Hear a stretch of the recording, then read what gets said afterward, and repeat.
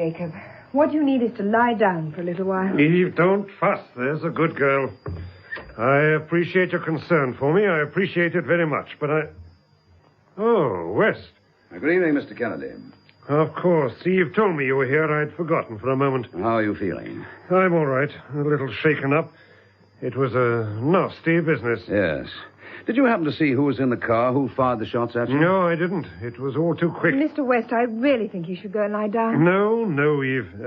I'll just sit here in this chair. Yes, that's fine.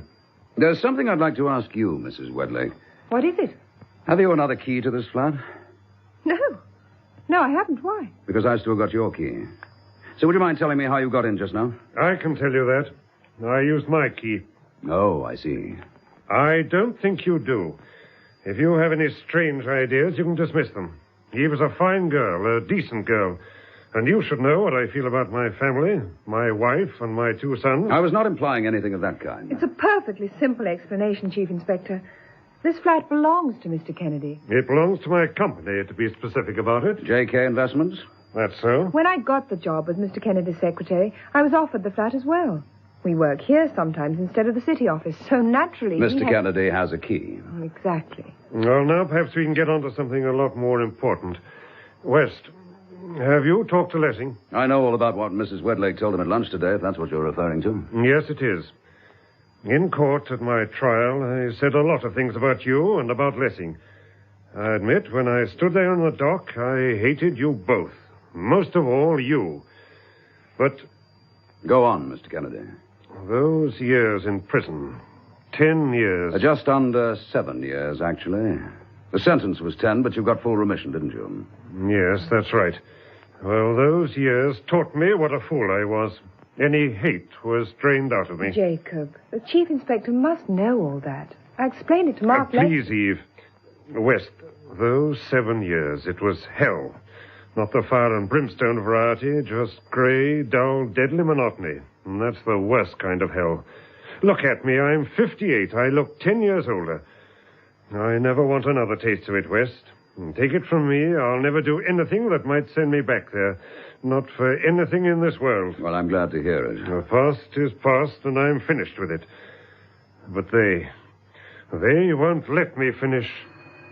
Who's that? I'll go and see. Eve, be careful. Now, stay here, both of you. I'll go. That's Mrs. Kennedy, isn't it? Chief Inspector West. Where's Jacob? Where's my husband? Well, he's in here with Mrs. Wedlake. Jacob, are you all right? Are you hurt? I've been terrified ever since I heard, in an awful state. Eve, why didn't you telephone But me? Mrs. Kennedy, You might have known how frantic I'd be. I've been in a fit of anxiety all the way here. Oh, Jacob, darling, don't stand up. You look ill. Oh, sit down. Sit down. It's all right, Clara. Everything's all right. There's no need for you to worry. Well, how can I help worrying? Oh, Jacob, I thought I'd find you at death's door. Well, you can see I'm not, can't you? Now, calm down, Clara. How did you hear about him, Mrs. Kennedy, if no one phoned you? I didn't say that no one had phoned me. My son phoned me. Peter told me. Peter? But how on earth? Well, he was coming to call on Eve, he said. He saw what happened. He drove off after that car, but he lost them. He rang me from Putney or somewhere. He was so worried he didn't know what to do. Then that's who it was. In that other car, Mr. West. Mrs. Kennedy, did Peter tell you if he saw who the men were? Oh, I don't know. I don't remember. All I could think about was Jacob. But why are you here, Chief Inspector? Jacob, you mean you've told him? No, not yet. He was about to, Mrs. Kennedy, when you rang the bell. Well, go on, Jacob. What are you waiting for? I don't think it'll do any good, Clara. Oh, of course it will. You must tell him. Oh, I want you to. And Charles agrees. Well, he's your son, your elder son. He knows what's best. Please, Jacob. Why should West believe me? Even if he does, he won't help. He's a policeman. I'm a convicted criminal. You've got some strange ideas about policemen, haven't you? Have I? Now, listen to me. You broke the law caught up with you and punished you. From now on, as far as we're concerned, you're a citizen again, with all the rights of a citizen. If you need help, we'll help you. If you're in danger, we'll give you protection. I may not like you. I may not even trust you. But that doesn't mean I want to see you terrorized or swindled or even murdered. You ought to know that as well as I do. All right. West, I'm being driven almost crazy. Letters, telephone calls, messages. Men I don't know who think I've got a lot of money that I've salted away. They never leave me alone. When I tell them they're wrong, they won't believe me. They've started to threaten violence. And now tonight, those shots. They tried to kill me, West. And you've no idea who they are? None at all. But they mean business, all right. And I'm scared. I can't stand much more of it. It's all true, Mr. West. What's happened right here in the flat? That note on the door and the man you knocked out. That must be part of it. They must have seen me meet Mark Lessing today, and this was their way of frightening me off. Oh, Chief Inspector, you will help, won't you? Now that Jacob's told you everything. Then he's a damn fool. What? Peter! You wouldn't listen to me, would you? Any of you. Charles and I could have handled this ourselves if you'd let us have our way. But Charles wanted your father to tell the police. Only because you talked him into it. Clucking away like an old hen. Peter, that's enough. I won't have you talking to your mother like that. You think you can trust West after what he did to you? Peter, don't be ridiculous. You're the ones who are being ridiculous. You're as bad as the rest of them, Eve. I tell you, you can't ever rely on coppers. Your father's the one to decide that, I'd say, Mr. Kennedy. Of course you would. That's all you want. An excuse to start ferreting into our lives. Any reason to dig away like a rat, nosing about, asking questions. Well, I've got one for you now. How did you get in here? What? I said, how did you get in? Through the door. Doors have locks. And I've got a key. Is that true, Mrs. Wedlake? Yes. Also for business reasons? What the hell's that got to do with you? Peter! If you can't be civil, you'd better go, Peter. West's the one who ought to go. We don't need him or any other damn copper. Go on, West. Get out. Not just for the moment. You saw the shooting down on the street, I understand, and followed the car. What if I did? Did you see who was in it? No, I did not. It's night, remember? And I lost them anyway. What sort of a car was it? A Mini. Color? Grey. Now, that's all I know. So you can leave, right? Not quite. The key you have to this flat, do you use it often? That's no damn business of yours. I'm making it my business. And you can go and take a running jump. Or we can both go along to the yard and you can answer my questions there. All right. I use it sometimes to see Eve. I happen to like seeing her. I happen to like it a lot. Now, are you satisfied? I am. I don't know whether Mrs. Wedlake is. I'd have thought she'd choose more sensibly. You lousy... Peter. Oh! Oh! Next time you throw a punch, don't telegraph it. Oh, Peter, you silly, silly boy. West, I apologize for Don't bother. But I'd try to control him better if I were you. I'll look into this trouble of yours, Mr. Kennedy. We'll do everything we can to help. Now, I'll be on my way. Oh, here's your key back, Mrs. Wedlake. I'll see myself out. Good night.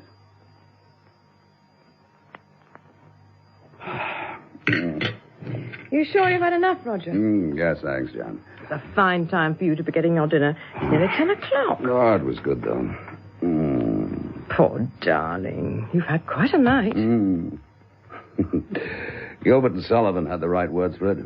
When constabulary duties to be done, to be done. A copper's lot is not a happy one. Happy one. Roger, you wake everybody up, the boys and Mark. To say nothing of the dog, and it's Snicker I'm worried about most. If he starts barking, a great police dog like that. We've got quite a houseful, haven't we? Oh, was Mark all right when he went to bed? Oh, yes, he should be fine in the morning. Oh, good. Oh, Roger, I'm so glad you've got the man who did that to him. Yes. The trouble is, Jan, love, there's still too much I can't make out about this whole business. Oh, you mean all that happened tonight with the Kennedys and Mrs. Wedlake? I just can't work out what's behind it all. Darling, if the note on Mrs. Wedlake's door, the typing, if it was the same as the letters you and Mark have had... Well, she was, definitely. And if Jacob Kennedy is being menaced, getting letters too, then it seems that the same people are after you and Kennedy, doesn't it? That's what it looks like, Jan. But the only thing is that the letters were typed on Eve Wedlake's typewriter. Yeah. And there seems to be a hell of a lot of keys to her flat floating around. I don't know nearly enough about Mrs. Wedlake, just where she fits into it all. Oh, now who's that? No, I'll get it. You sit there, you're tired. No, not too tired to answer the phone. It might be Bill Sloan. Chelsea 1492. Hello, Roger. Oh, Bill, any news? You bet. All right, come on. Don't keep it a secret. The geezer you collared in the Wedlake girl's flat. Yes, you got him to talk? I had him singing like a bird. Ah, good. His name's Dibben, Huh? and he was employed to do the job on Mark and Mrs. Wedlake by guess who? Bill, I'm not in the mood to play guessing games. A certain Mr. Marino. Ben Marino, that clinches it. Right, the same gent who was seen with Bertie Downs before he threw the acid at you, and who might have had something to do with the fact that Bertie Downs died of arsenic poisoning. How's that? Not bad at all. Then we pick up Marino, right? No. But what... Roger, We don't pick him up. Not yet. We've got him under observation, haven't we? Around the clock. Then that's how we leave it, for a bit longer. But, Bill... Yes? We mustn't lose sight of him, not for a second, understand? Because this could be it. This could break the case wide open, once and for all.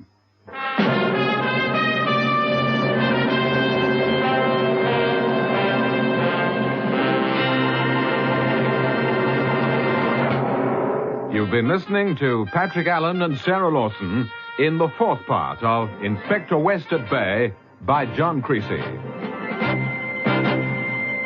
Listen to Package for Peril, marked personal, the next episode of John Browell's production of Inspector West at Bay.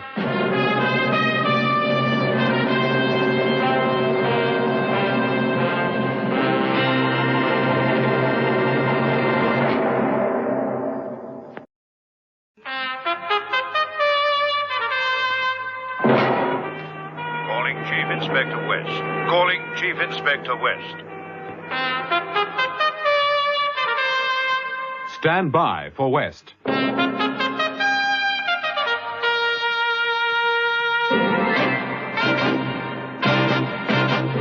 crime file based on John Creasey's novel Inspector West at Bay, dramatized for radio by Maurice Travers. Inspector West at Bay, starring Patrick Allen as Chief Inspector Roger West of Scotland Yard, and Sarah Lawson as his wife Janet. Part 5. Package for Peril, marked personal. Yes. Oh, morning, Roger. Morning, Mark. Sleep well? Like a top. Oh, good. Oh, you look a lot brighter, I must say. Oh, I'm right as a trivet now. You know, you didn't have to insist on Janet bringing me here to Bell Street, but I'm not complaining.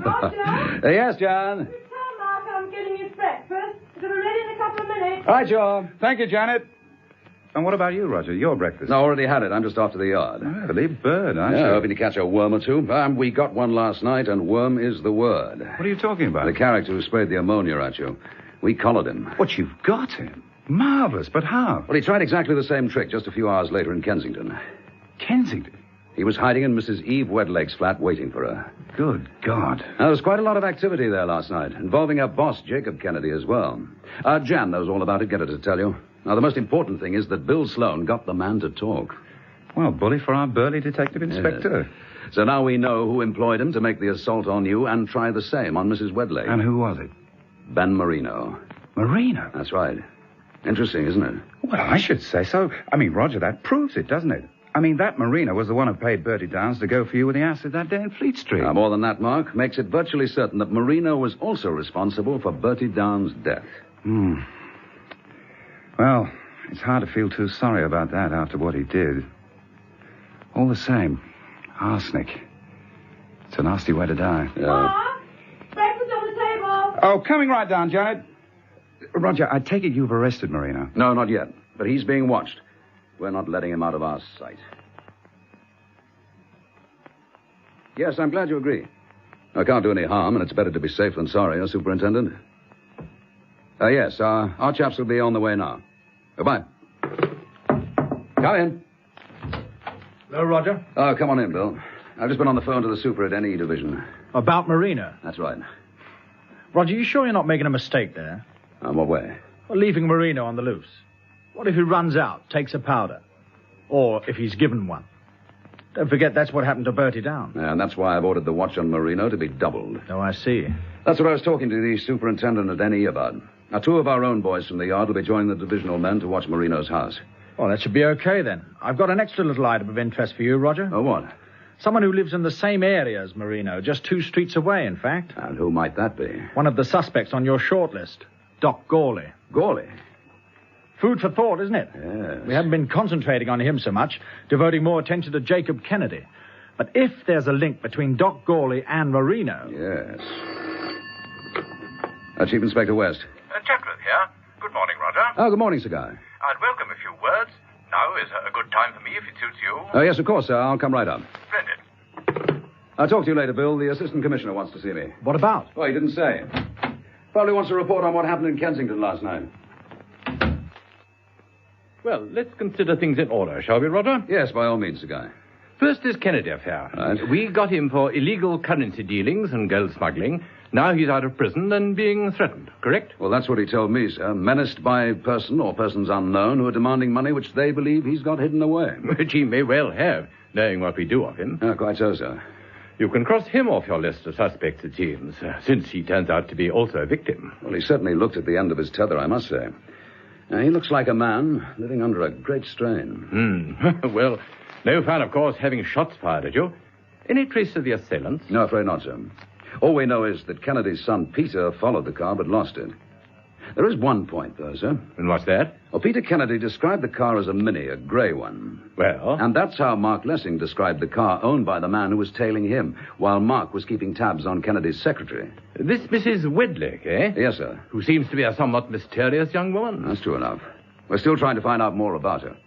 But you do know that all the anonymous letters received by you and by Lessing were done on her typewriter. That's right, sir. And so was the one pinned on the door of her flat last night. What did she say when you asked her about the typewriter business?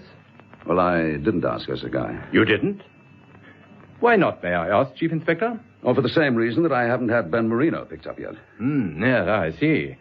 On the theory of give them enough rope, and hope that they hang themselves. Well, something like that, sir. Nevertheless, it might be a good idea to talk to this Mrs. Wedlake again, Roger. See if you can fill in a few details about her. Right, sir. Excuse me. Chatworth? Detective Inspector Sloan speaking, sir. Is Roger, Chief Inspector West there? Yes. One moment. It's Sloan for you. Oh, thank you, sir. Yes, Bill, what is it? Just had a report from any division. Something's up, Roger. What, at Marino's house? Yes, I think we'd better get round there. I've got a car waiting. Right, I'm coming.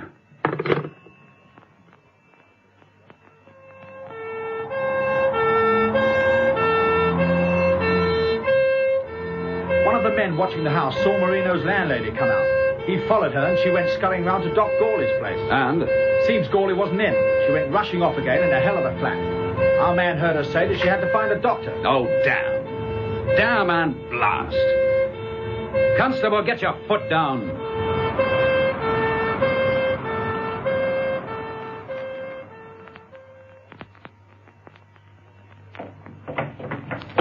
It's the room at the end there, Chief Inspector. Right, thanks, Sergeant. Come on, Bill. My God, look at him. Marino, can you hear me? Same as Bertie Downs, arsenic or I'm a Dutchman. The same symptoms, see? Marino, who did it? Tell me. Tell me who it was. Marino. It's no use, Roger. Too late. We were just too late.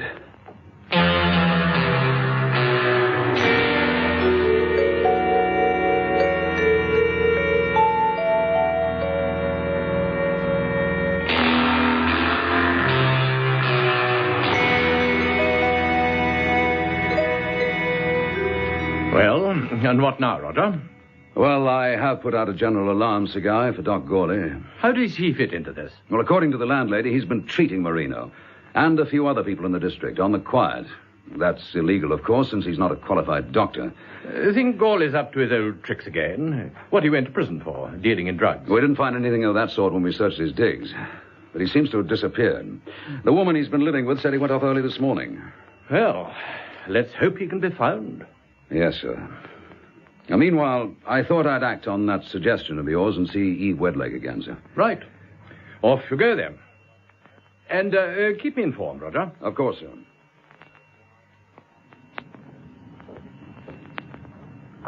Won't you sit down, Mr. West? Oh, thank you. I rang your office, Mrs. Wedlake. I was told neither you nor Kennedy were in, so, well, I thought I'd take the chance and call here at your flat. Yes, of course. You got the day off, have you? In a way. Clara, Mrs. Kennedy, rang me to say that Mr. Kennedy wasn't feeling well. She insisted that he had the day at home and rest. I see. Did she say what was the matter with him? She thinks it's delayed shock. Just a touch of it. I'm not surprised with the strain he's been under. And then everything that happened last night. Yes, of course. Mr. West, about last night, I mean particularly about what happened between you and Peter. Yes, Mrs. Wedlake. That won't make any difference, will it? To your helping his father, I mean? No. No difference whatever. I pay no attention to Peter Kennedy's tantrums, I can assure you. Oh, I'm glad. Peter loses his temper far too easily. That's his trouble. And, of course, he's got this attitude to all policemen. He's never really got over the fact that his father went to prison. You're fond of Peter, I take it.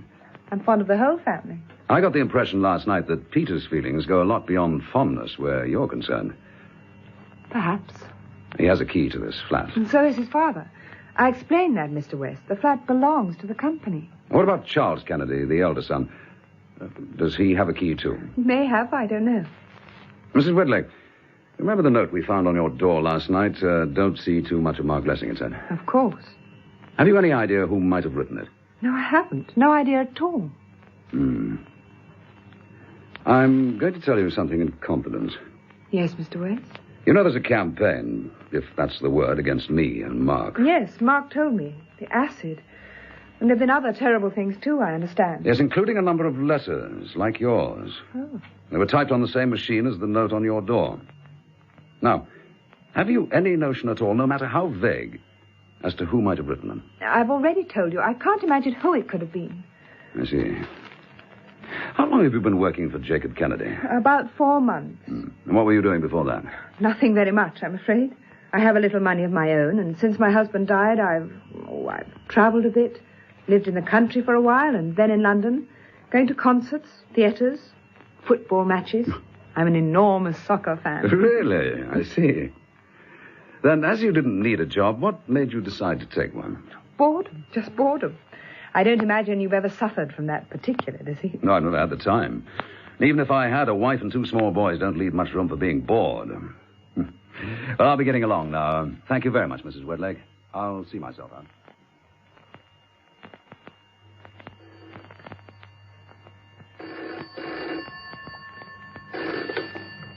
Hello? Is that you, Jacob? Yes, who's that? This is Eve. Jacob, I thought you'd like to know. I've just had a visit from Chief Inspector West. Oh? What did he want? Just to ask me a few more questions. About last night? Yes. Did he say anything about the car, the one that fired the shots at us? Have they managed to trace it yet? He didn't mention that at all. But what he did say... Yes? Well, you know how you were worried, after Peter's behavior, that the inspector might change his mind about helping you. I'm still worried about it. I've spoken to Peter about his disgraceful exhibition, without much success, I'm afraid. Charles was in full agreement with me, but Peter simply wouldn't listen to us. He's very pig-headed, I'm sorry to say. Well, I can set your mind at ease. Mr. West will do as he promised, in spite of Peter's tantrums, as he called them. And a very good description. But I'm most relieved. Thank you, my dear, for letting me know. Thank you very much. Not a bit. I knew it'd make you feel better. It does indeed. You're a good girl. Well, that's all for now, Jacob. Bye. Goodbye, my dear. So, the upshot, the net result, as one might say, was virtually nil. Is that it, Roger? I'm afraid so, Sir Guy. I didn't get very much out of Mrs. Wedlake. What's your overall impression of the lady? Well, she's very attractive, no fool, very much a self-possessed young woman. She may very well be just what she seems to be, and no more. On the other hand... You don't sound very sure. That's not like you, Roger. Well, there's only one thing I'm sure of in this case. And that is? That I can't be sure of anything. Well, yes. Well, I'm on my way out. But if it's any comfort, I can only proffer the old adage. It's always darkest before the dawn. Bye. Goodbye, Sir Guy. Always darkest before the dawn. Roger. Oh, hello, Bill.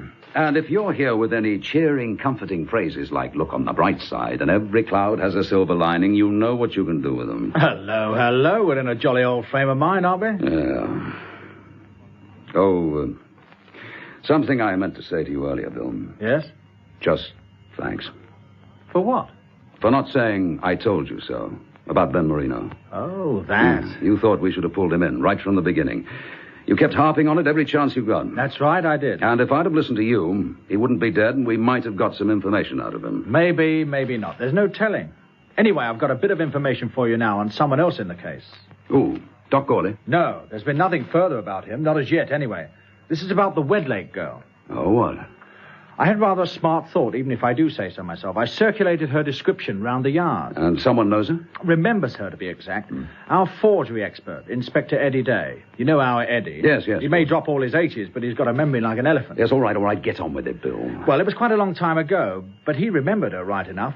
Not as Eve Wedlake, though. She called herself Eve Banner. Banner, huh?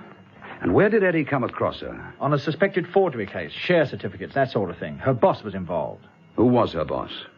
Or doesn't Eddie Day's memory include that? You bet it does. So will yours. Mine? Her boss at the time was one of the others on your suspect list, Roger. Oh, which one? Now, come on, don't mess about, Bill. Wiseman. Paul Wiseman? That's right. The smoothie company director who went down for fraudulent conversion. Well, I'm damned. Of course, it was before you and Mark Lessing helped to get him put away. So she worked for Wiseman, and now she's working for Kennedy. I thought you'd be interested. You bet I am. That's putting it mildly. It's too bad we can't ask Mr. Wiseman a few questions about him, but he's still out of the country. Holidaying on the Riviera? Who said crime doesn't pay?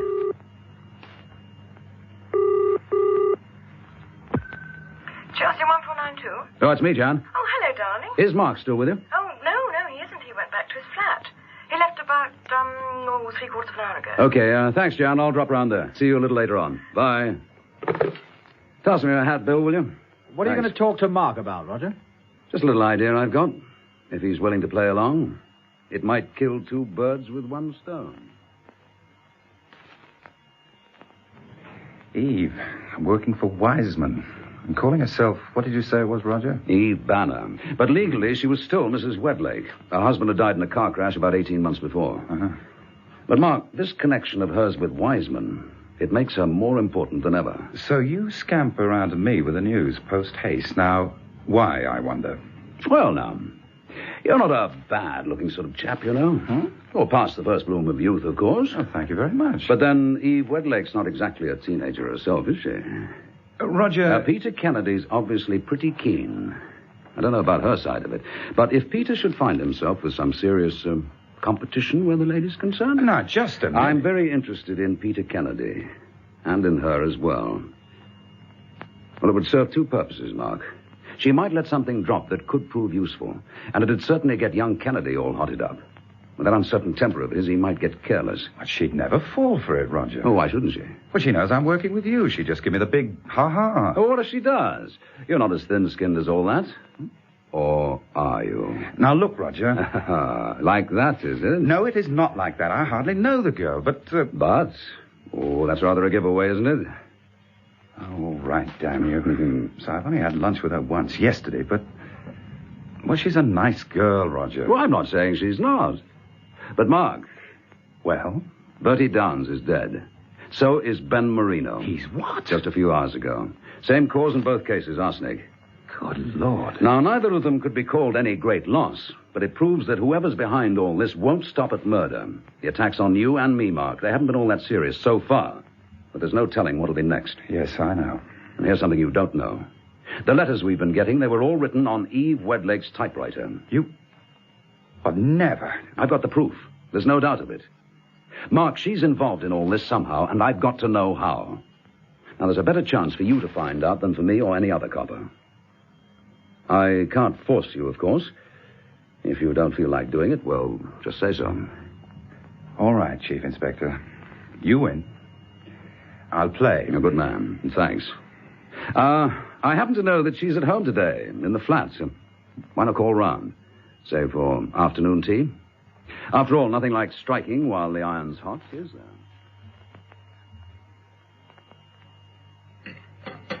Ah, just what the doctor ordered, Jan, love. Now I'll have a cigarette to go with my coffee. Then I'll have to be getting back to the yard. You sure you've had enough to eat? Ah, yes, thanks. Right, I'll clear the things away then. Jan? How much has Mark talked to you about this Eve Wedlake? Very little. A private joke, huh? No, of course not. It's just that, well, I have my suspicions. Meaning what? Well, I think he rather fancies her. Oh, he does, no question of that. Oh, really? Did he tell you? Well, more or less. Well, don't say our Mark's going to be caught at last. Now, what sort of a person is she? Have you seen her and talked to her? Yes. Oh. You're looking very thoughtful all of a sudden. She's an unknown quantity, Jan. I wonder if I'm being altogether wise, getting Mark to... Yes, I wonder. Well, we just have to wait and see, won't we? Nothing else for it.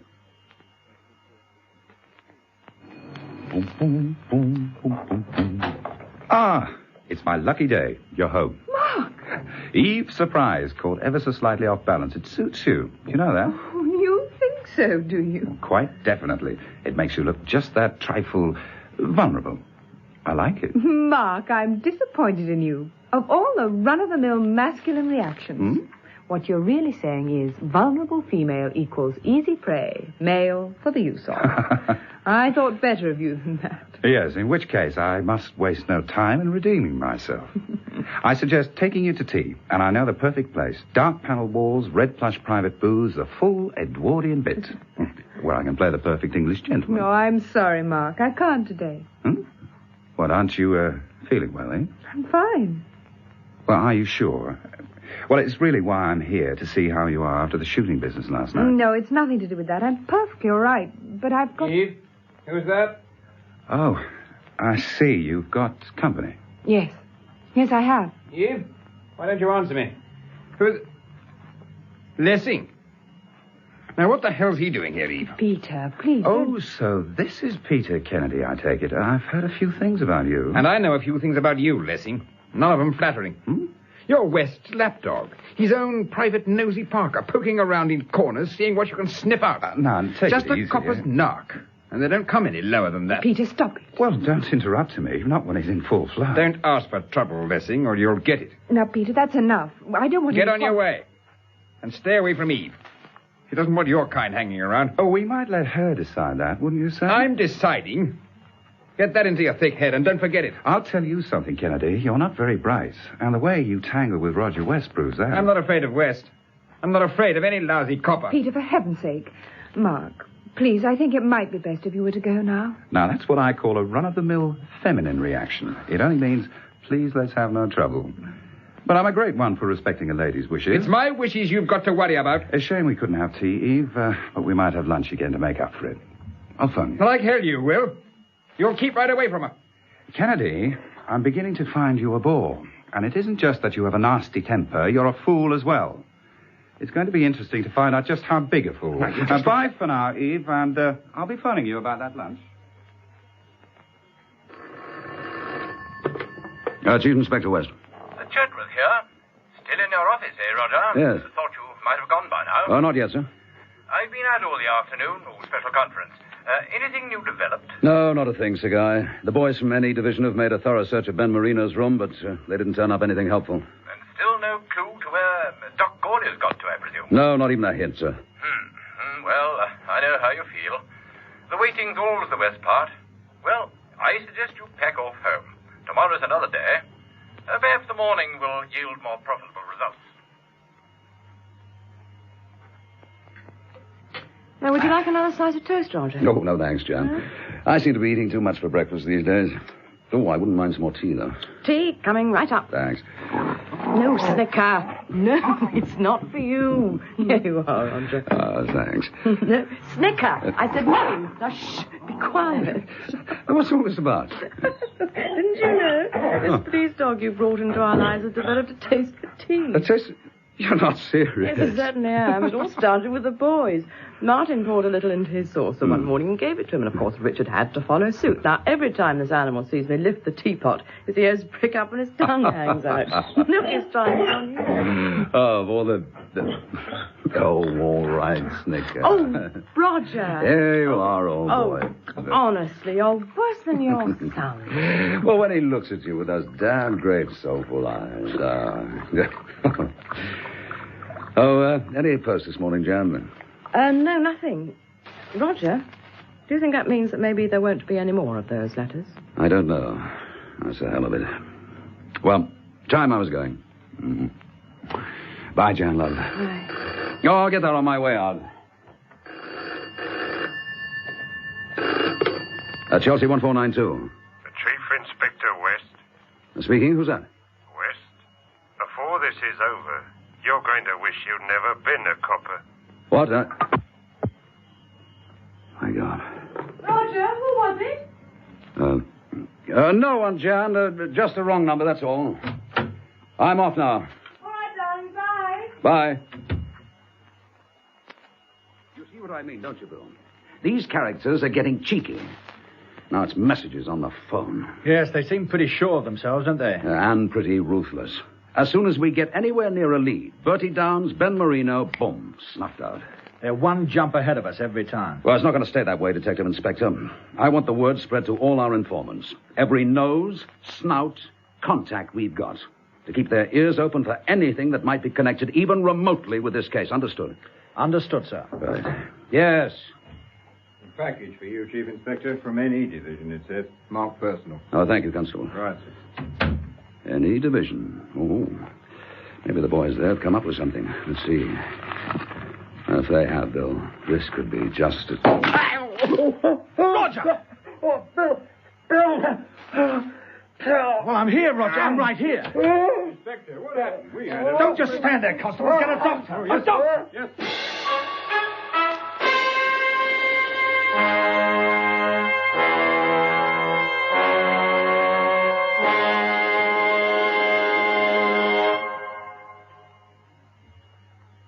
A booby trap? Yes, Janet. All right, Mark, tell me. How badly is he hurt? It's not really like that, Janet. I mean... Well, what do you mean? Why have you stopped? Come and sit down, I Janet. don't want to sit down. I want to know what's happened to Roger. Where is he? He's in good hands. You're not to worry. Not to worry. You're talking like an idiot. And you still haven't told me what's happened to him. What? Why won't you tell me? Now, take it easy, Janet. I don't want any of your soothing tactics. I asked you a plain, simple question, and I want a plain, simple answer. Where is he? They've taken him to the hospital. The best, Janet. Moorfields. They've got the finest men there looking after him. What hospital did you say? All the biggest specialists, so there isn't really anything for you to feel. You said Moorfields, didn't you? Yes, I did. The eye hospital?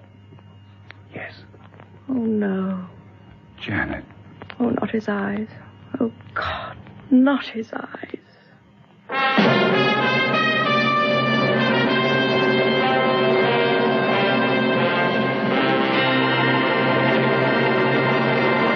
You've been listening to Patrick Allen and Sarah Lawson in the fifth part of Inspector West at Bay by John Creasey.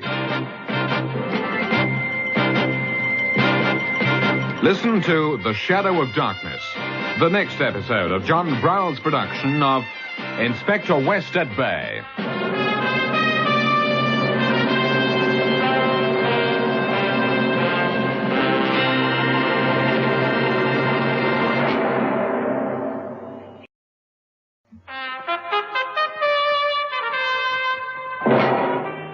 Calling Chief Inspector West. Calling Chief Inspector West. Stand by for West.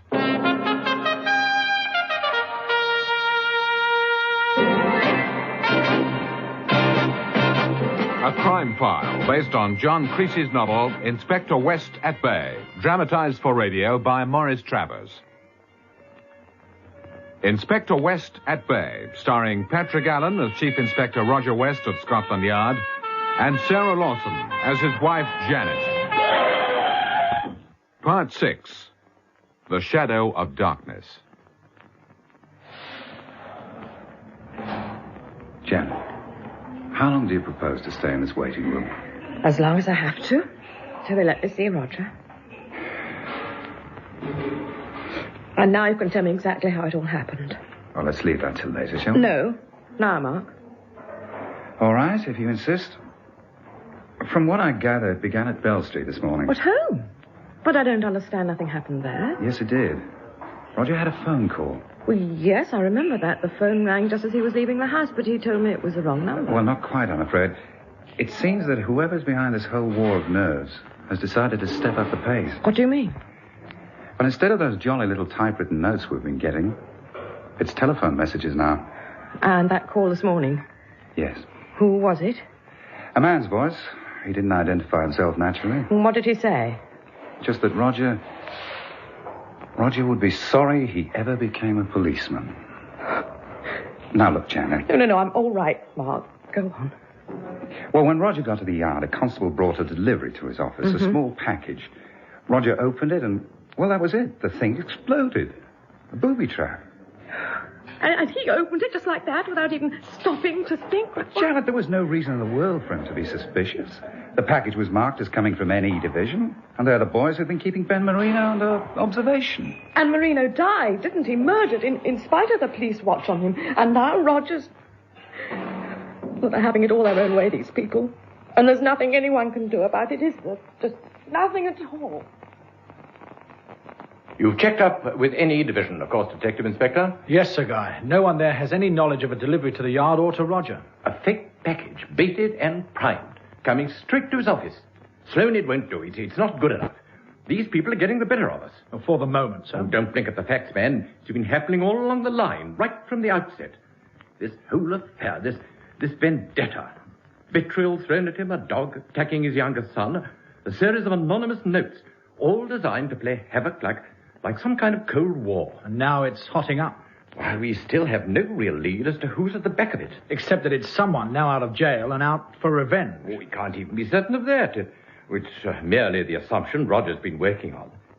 Now, what about the Wedlake woman? Well, sir, we've turned up a connection between her and another one of Roger's suspects, Paul Wiseman. What? It seems that she once worked for Wiseman. Oh, did she indeed? That was before Roger got Wiseman sent down. And add to that the fact that each one of the anonymous notes was typed on the machine in her flat, thus presumably by her. Has she been questioned? Well, not officially, sir. What does that mean? Well, Roger's idea was to let Mark Lessing do that job, get friendly with her, and see what he could find out that way. Well, very well. But I don't altogether approve of that. However, for the time being, we'll leave it.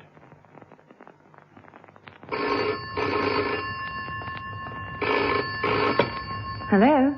Eve, it's Mark Lessing. Oh, hello, Mark. I promised I'd phone you if you remember about having lunch today. Certainly I remember. And here you are, a man of your word. Well, not this time, I'm afraid.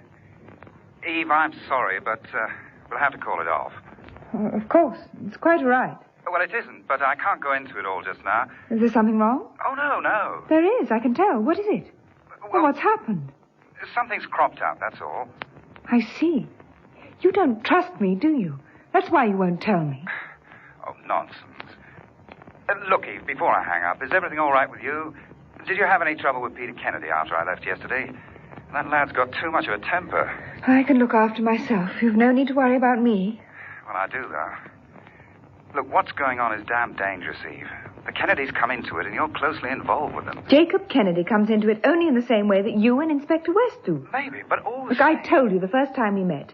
Jacob may have served a prison sentence, but he's a changed man.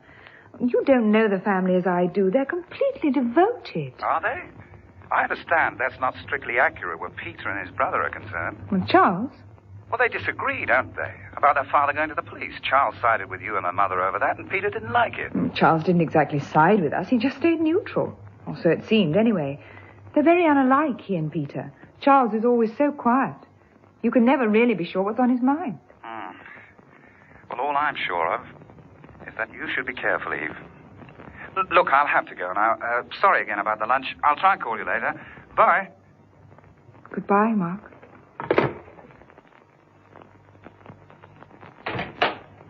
Nurse, is that you? No, it's me, darling. Jan. Well, they've certainly given you a nice room here, haven't they? Jan, love. Yes, I'm here. Come here, Anne. Oh, God. Oh, Jan, don't. Oh, I'm sorry. I wasn't going to behave like this. I promised myself. I'm sorry. Oh, sweetheart. I swore I wouldn't let you see. Well, I can't see, can I, with these bandages? Darling, are you... is the pain very bad? No, Jan. They give me injections and tablets and stuff. Just about ease most of it. Oh, darling. Oh, wait a minute. Wait till I get a handkerchief. There. I'm all right now. I'm over it. I'm sorry. Oh, don't be silly. I can only stay a few minutes. The doctor said. Yes. How much has he told you? About what's likely to be... Not very much, but we won't talk about that now. Now, why not, Jan? I made them tell me. They were quite frank. Seems they still can't be sure. I've got to lie here with these bandages till they make another examination. And when? Oh, possibly tomorrow or the day after. And it all depends on what got into my eyes and how much of it. If the optic nerves have been affected. If they have, well, there's not much they can do. No, there's no sense in not facing the facts, Jan, lover. I've been lying here trying to do just that. Yes, but there's no point in facing facts until you know what the facts are, darling. Yes, sure, but all the same, if it should come to it. No, Jan. Then I'm afraid you'll never get to be Mrs. Superintendent West. A chief inspector. That'll be where it ends. No more police work for me. Roger, I know what that means to you. Yes, it means a lot, but not everything. I've got you and the boys. Of course you have. Oh, Jan, don't tell them, not yet. There's no need for Martin and Richard to know until we know ourselves. No, darling, of course I won't. Besides, they mustn't think that way. That's only looking on the black side. Yeah, well, maybe, but you remember old Sergeant Harkness at Bushy Harkness? Oh, yes. When I was just starting out as a copper. Well, he always used to say, imagine the worst that can possibly happen. Double it and prepare yourself for it. And that way you can save yourself a lot of nasty shocks. That's all I'm doing, Jan. Following his advice. Preparing myself.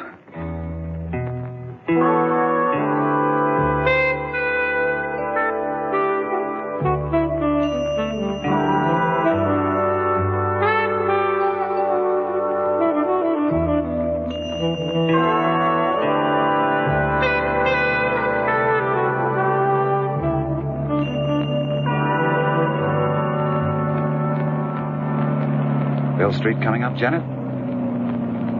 Janet? Oh, what, Mark? You haven't been saying much, you know that? Hardly a word out of you since we left the hospital. I'm sorry. Well, here's home.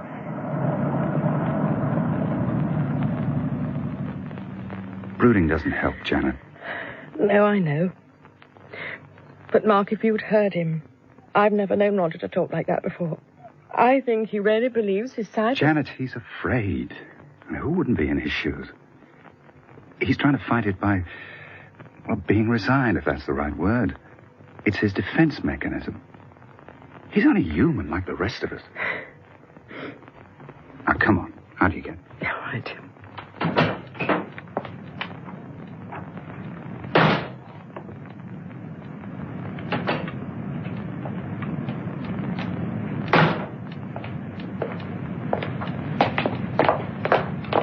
Come along, let's get into the house. Yes, all right. That's okay. I got the key. Good. Mark. What? Look along the street. Well, just a chap with a stick. It's a white stick. It's a blind man's stick. What?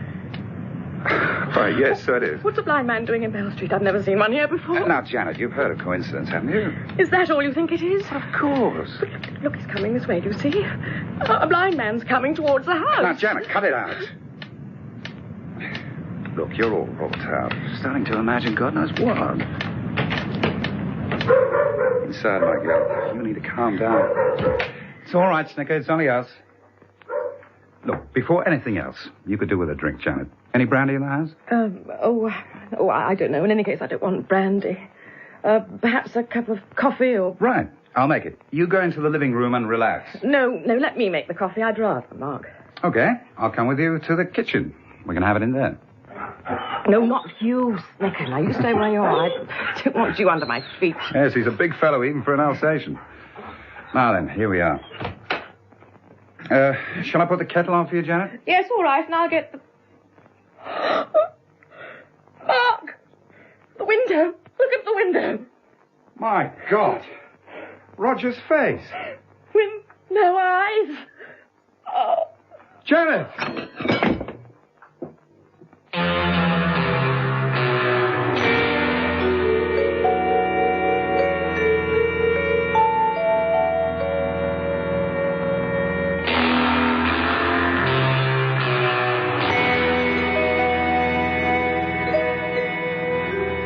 You were pretty quick getting over here, Bill.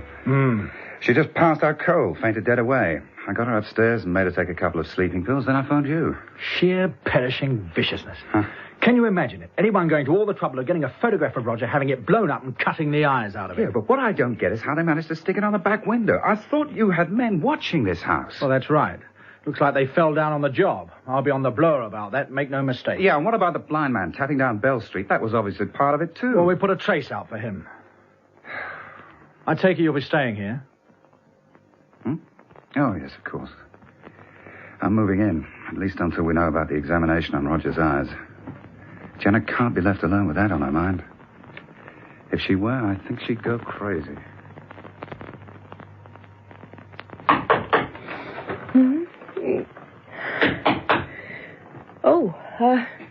Oh, yes, come in. And a very good morning to you, Mrs. West. Mark, what's all that? Oh, what does it look like? Your breakfast tray, of course. Here you are. Oh, Mark, you shouldn't have. Well, you needed to sleep, Janet, after everything that went on yesterday. Oh, I feel so ashamed of myself, fainting like that. Oh, now, don't talk rubbish. You hadn't eaten all day, don't forget. And that mustn't be allowed to happen again. So go on. Start tucking in. All right. Then I'll phone the hospital and find out if they're going to examine Roger today. Yes, of course. Janet. Yes? Look, I wasn't going to show you this, but you better know.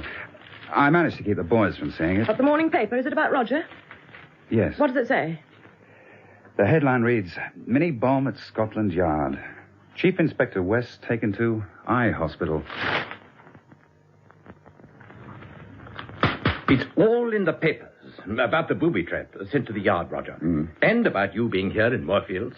And that bothers you, Sir Guy? It does a damn sight more than bother me. I'm extremely angry. Why exactly, sir? Because I gave the most strict instructions.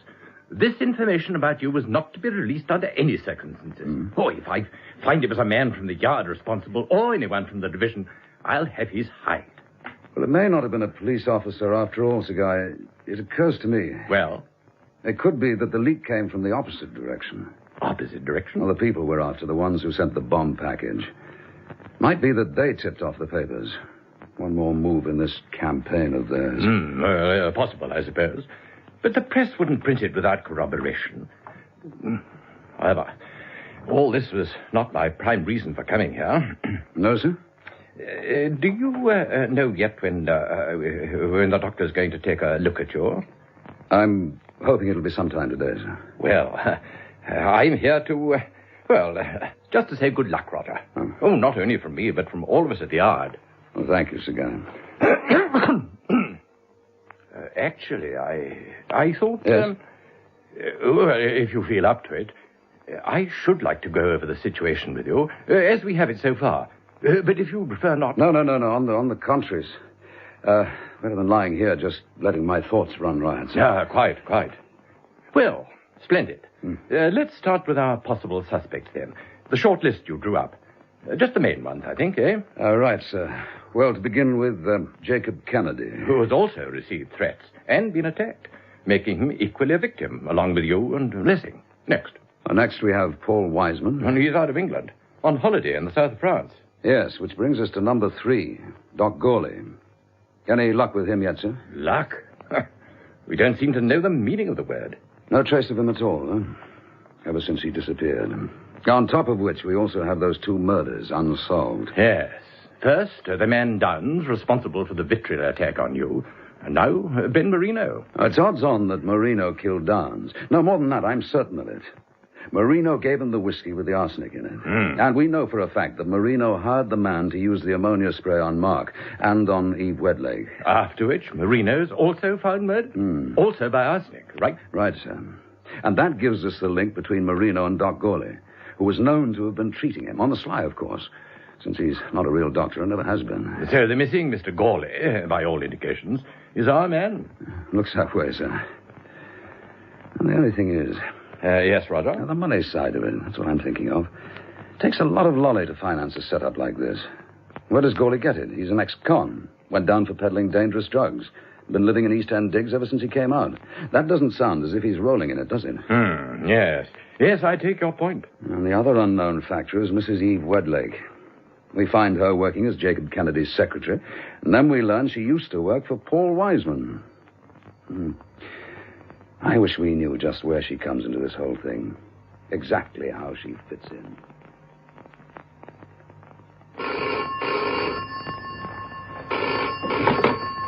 J.K. Investments Limited, Mr. Kennedy's office.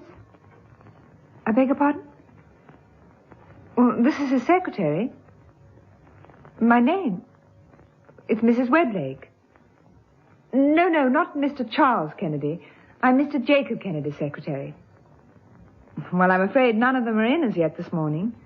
Would you like to leave a message? I see. Yes, very well, I'll tell him. Goodbye.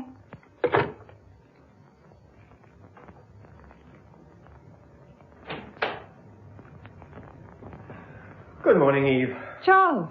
Oh, dear, what a pity. Now, how exactly am I meant to interpret a remark like that? If you'd been just a minute earlier, there was a call for you from a Mr. Benson. Benson? Benson? I don't think I know anyone by that name. Did he leave any kind of message, Eve? Only to tell you that he rang. Oh. Then as I have no notion of who he is or what he wants, we'll just have to wait for him to ring again, shan't we? Oh, I see you've read the morning paper. This business about West. Yes, it's too awful for words, Charles, isn't it? Indeed it is. However, you can't blame me if I'm rather more concerned about my own father than a police officer injured in the course of his duties. Your father? Why, nothing's happened to Jacob, has it? It's what may happen, particularly in the light of this. I don't follow what you mean. Well, it's obvious, surely. The same people, whoever they are hounding Dad. If they try similar tactics on him... Oh, Charles. Or me, or Peter, or you, any of us. You don't really think that's likely to happen, do you? My dear Eve, to be absolutely honest with you, I don't know what to think. I can only say it's not beyond the bounds of possibility. At all events, Dad's in a considerable state over the whole thing. I am sorry. He's had so much worry already. That's just it. And coming after you and him being shot at outside your flat. Yes, of course. I can assure you it was hardly the most tranquil scene at breakfast this morning. Dad's showing all the signs of a nervous breakdown, and Mother even worse. You know what she's like as far as he's concerned. And although I may speak of it lightly, I can assure you I'm far from feeling that way. Naturally. Oh, dear, I am sorry. Well, what about Peter? What was his reaction? Peter, precisely what you'd expect. He dived headfirst into one of his rages, yelling blue murder against the police and the fact that they were ever brought into our affairs at all, and then slammed out of the place. Well, where to, Charles? He hasn't come here, to the office. My dear girl, it's expecting too much of me even to guess where my impetuous brother has gone or what he's up to. Oh, Eve, incidentally, Mother was wondering if you were free and would care to come over to Deverell Court this evening. Have dinner with us and then perhaps a few rubbers of bridge. That sounds very nice, Charles. I thought it might be the best way of taking Dad's mind off it all. You know how he loves his bridge? Yes. I think it's a very good idea of your mother's. Well, that's settled then. You come home with me once today's work is over. And speaking of work, shall we get started? Bring your notebook into my office, would you? I've quite a number of letters to dictate. Yes? Yes, sister, I understand. Yes, thank you for phoning. Thank you so much. Goodbye. Mark? Mark? Coming. Who was that, Janet? The hospital? Yes, the sister ringing back as she promised. Well? It's going to be today, Mark. The examination? Yes. The doctor's going to take off the bandages and look at Roger's eyes at about 6 o'clock this evening, she said. Oh, I feel... Oh, here, hold out, Janet. No, it's all right. It's only nerves, that's all. 6 o'clock.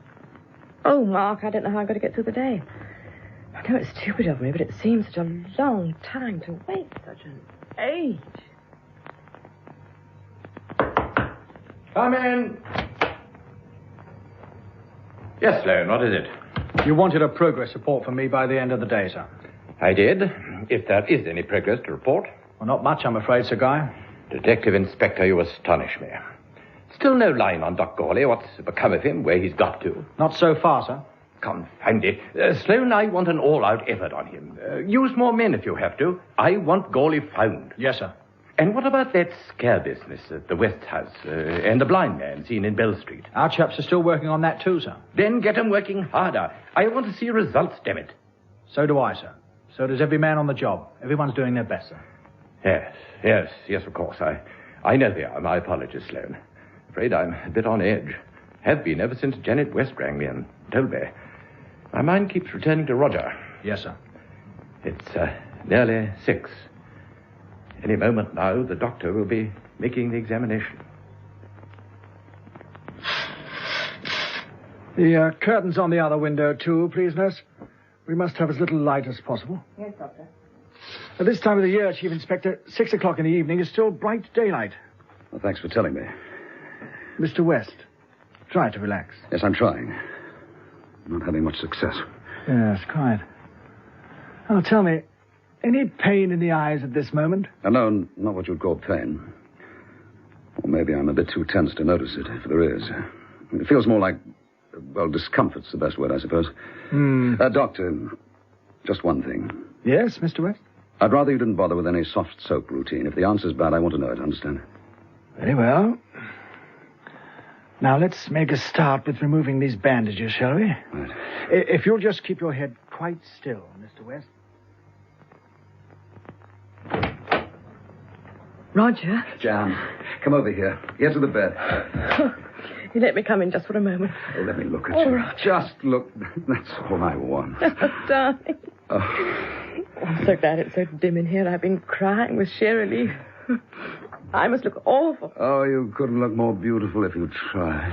When he told me that you were all right, that you could see. You know something, Jan? When the last strip of bandage came off for a minute, I didn't dare open my eyes. Then, well, even in this dim light, everything looked marvelous. Oh, even the nurse, and Lord knows she's no oil painting.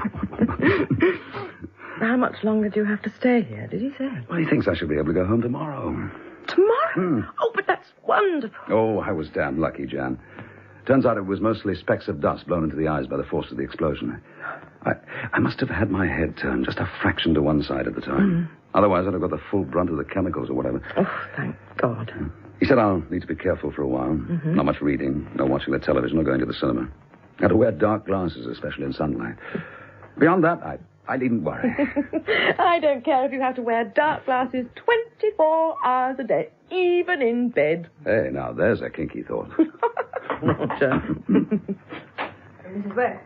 Oh, is it time, nurse? I'm afraid so. Oh, all right. I'll have to go, darling. I told you she was an old battle axe. Whoosh, Roger. Night-night. Night, Jan, love. Just till tomorrow.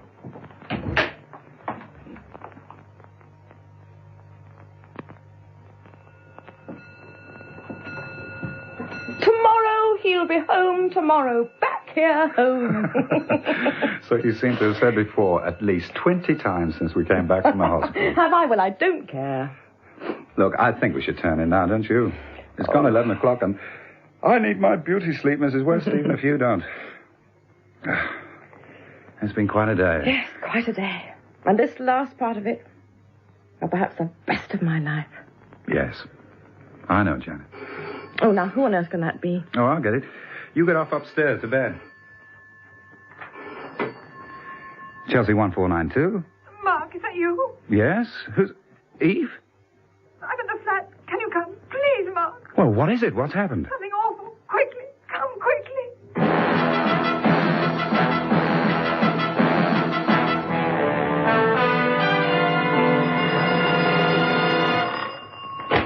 Oh, Mark.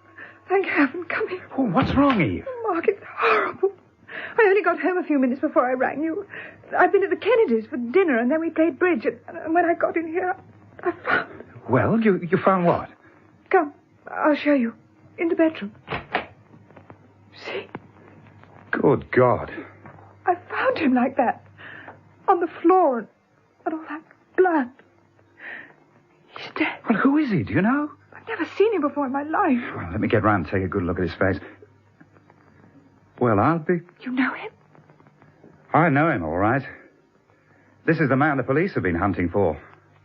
Doc Gawley.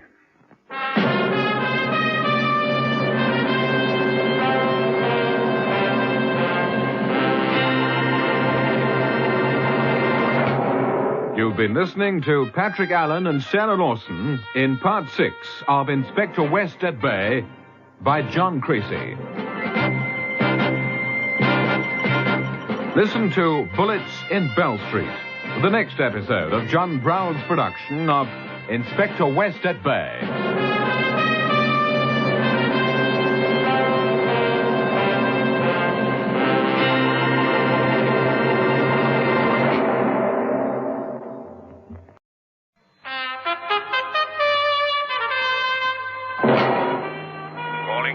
Inspector West. Calling Chief Inspector West. Stand by for West.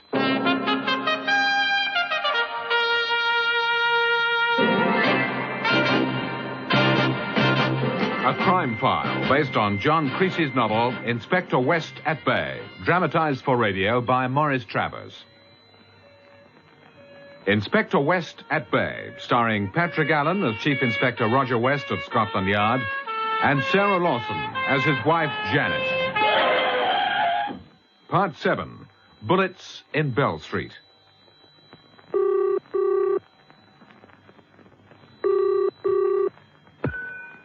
Scotland Yard? Put me through to Detective Inspector Sloan, Central Office. It's urgent. 1 moment, please. Sloan speaking. Oh, Bill, it's Mark Lessing here. I'm calling from Eve Wedlake's flat. You better get over here. Why? What's happened? Well, you can call off the alarm you've got out for Doc Gawley. You found him? Well, Eve has, in her bedroom. You'll need a police surgeon and a technical squad. Oh, he's dead? Yes. How, Mark? Well, you'll be hunting for the proverbial blunt instrument, I'd say. Someone's really done a job on him. Right, we'll be there directly. Bye, Mark.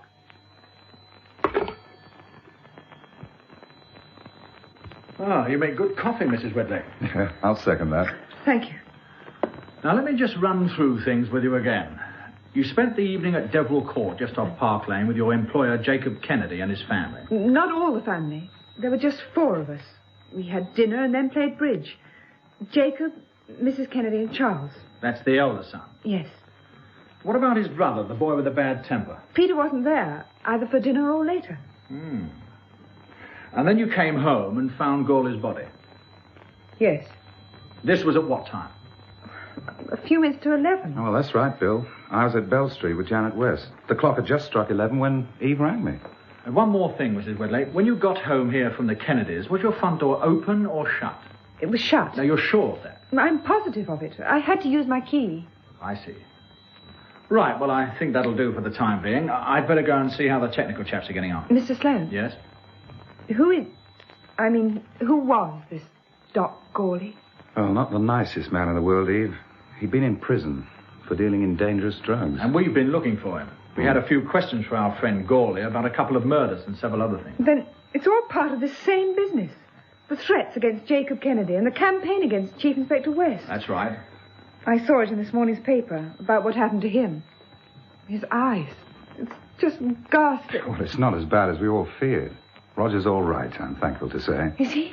Oh, that's good to hear. Yes, the doctor examined him earlier this evening. It seems in spite of that bomb package going off right under his face, the eyes haven't been seriously affected. Jolly lucky.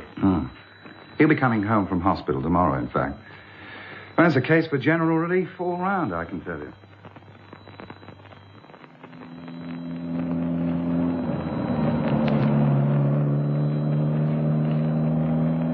Quite comfortable in the back, you two? Couldn't be more so. And what about you, Roger? Oh, fine, Mark. Just damn glad to get out of that hospital and be going home. Now, Mark, did Bill Sloan and his boys find anything last night in Eve Wedlake's flat? Well, nothing to help them. No sign of the weapon. The police surgeon said it could have been the butt of a gun. How did Gawley get in the flat? Well, there was a key in his pocket. Was there? Too many keys to that flat. Jacob Kennedy has one, his son Peter has one. But, Roger, you told me the flat belonged to Kennedy's company. Mrs. Wedlake only got it because it went with a job as secretary. Yes, that's true, Jan. So it wouldn't be too hard for anyone to come by a key, I suppose. Mark, did Bill Sloan tell you anything else? Oh, damn little. In fact, I got the impression he was being rather cagey with me. Doesn't sound like Bill. Yeah, I know. Watch out for that car in front. Well, it's okay. I saw him. There's nothing wrong with your eyes, Roger, dark glasses or not. Now, how about Eve Wedlake? Managed to find out anything from her, Mark? Well, there hasn't been much chance. I know one thing.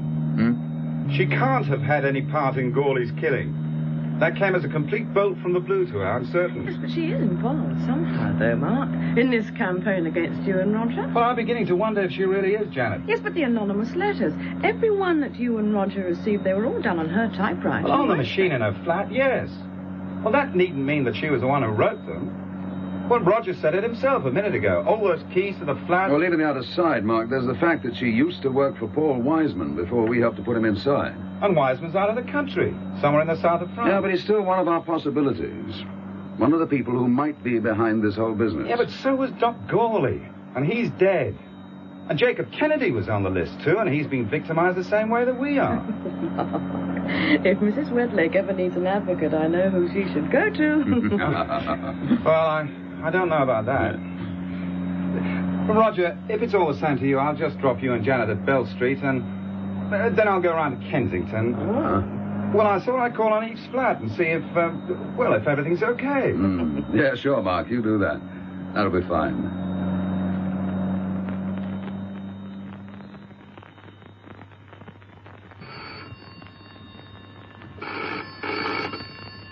I'll get that, Jan. Chelsea 1492. Chatworth here, Roger. Oh, hello, Sky. Thought you'd have got home from the hospital by now. How are you feeling? Oh, fine, sir, just fine. Fit and ready for work. I'm planning to come to the yard a bit later on. Then don't.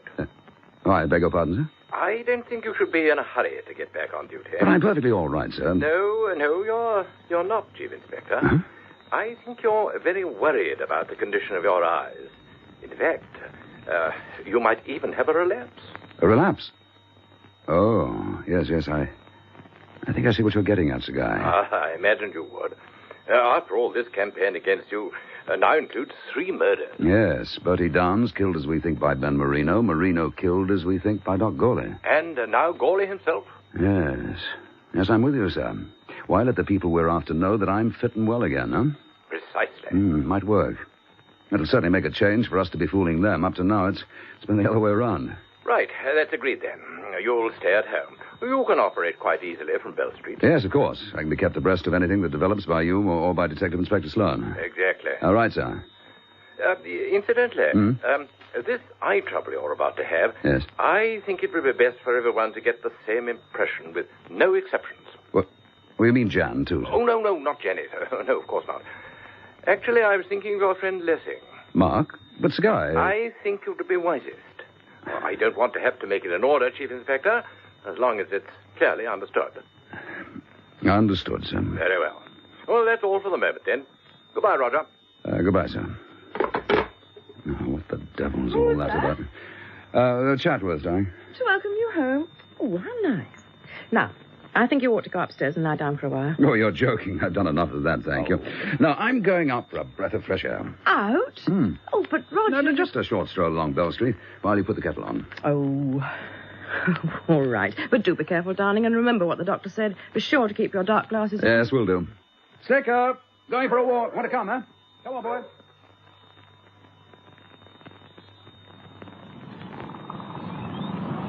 Ah, nice to hear a bit of bird song, isn't it, Snicker? Right here in the heart of London. Oh, thank the Lord for trees in the street. Oh, yes, of course. You're more grateful for trees than anyone, aren't you? But you know what, Snicker? For a while, I thought I'd never be able to see trees again, or the sky, or a garden. That wasn't a pleasant prospect, Snicker, you know. Come on. I think it's time we turn back. Jan will have made the tea by now. And you do your nut over tea, don't you? You crazy animal. Snicker! It's all right.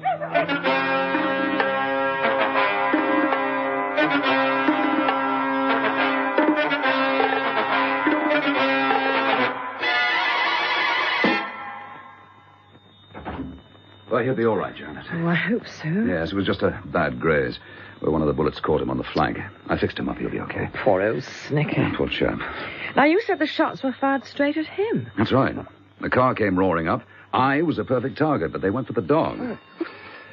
That's all right, Janet. Only the phone. I'll take it. Chelsea, 1492. We can get you any time we want, West. Now, you listen to me. Any time at all. And there's not a thing you can do about it. By God. What is it? They haven't given up, Jan. The same old war of terror. I'm getting Bill Sloan over here at the double.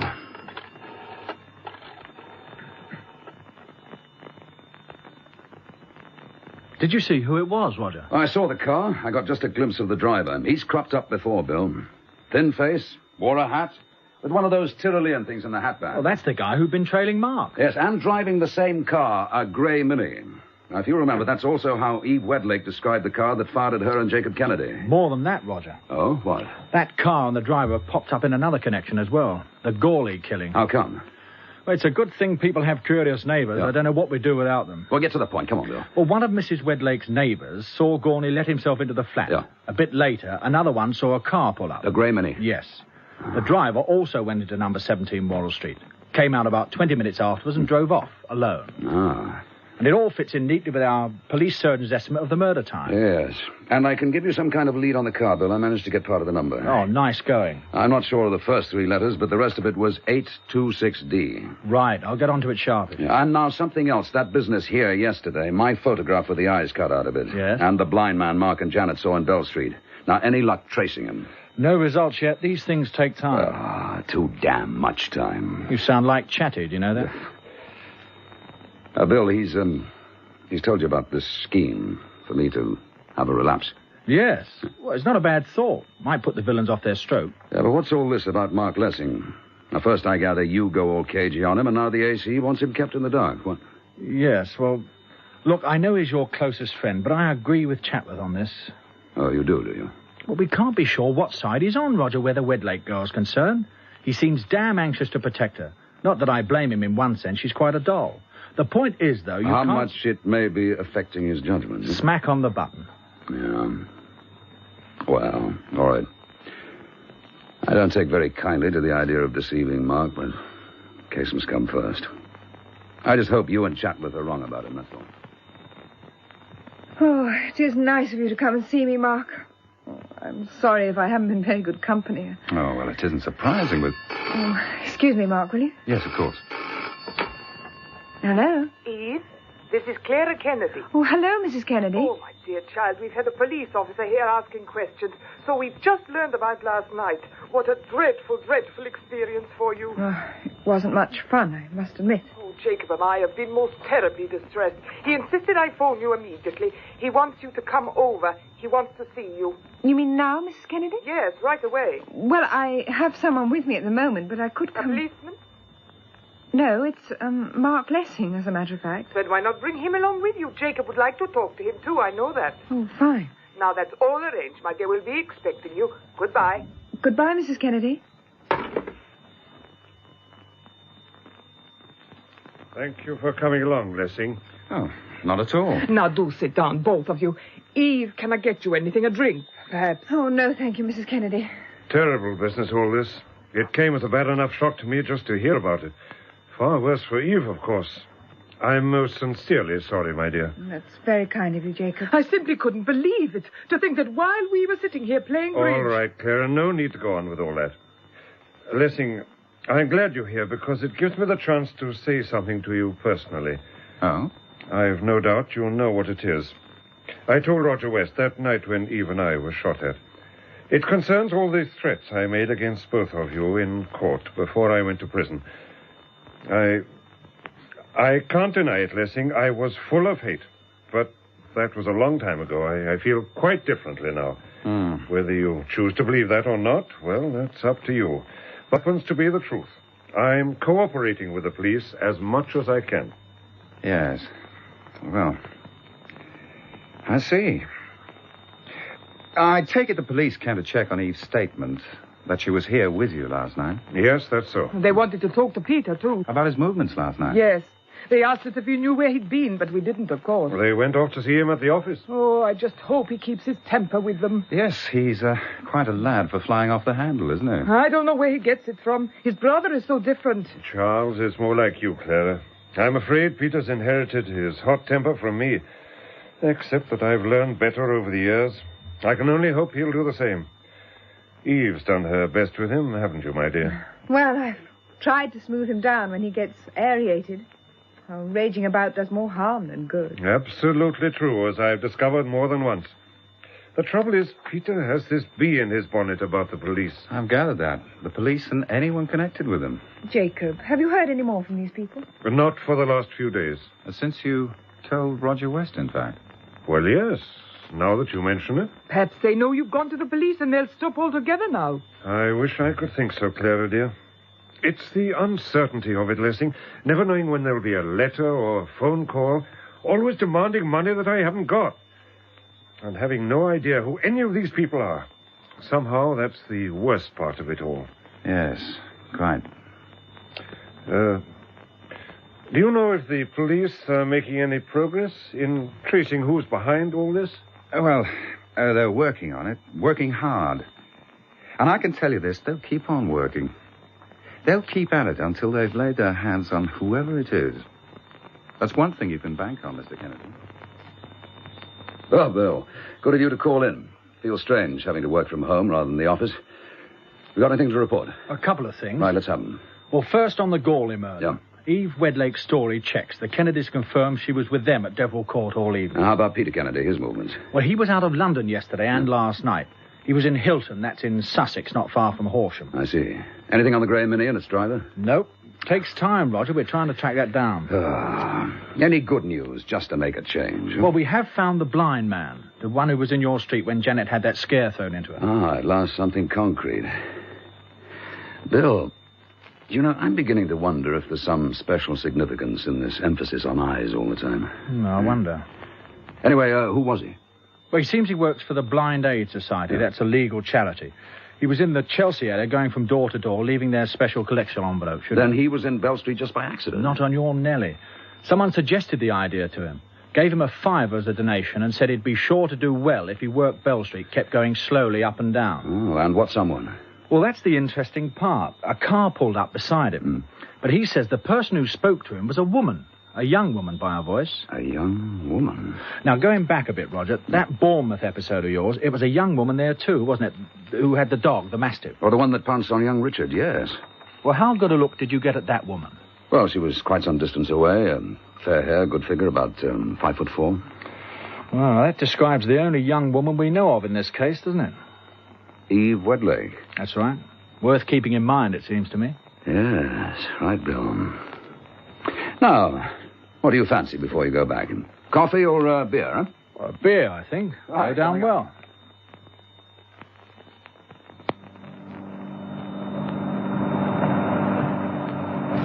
Mark, Yes?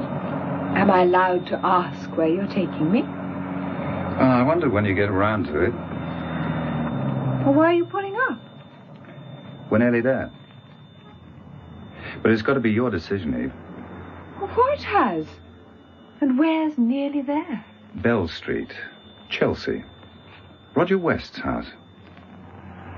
I think it's about time you told him everything, don't you?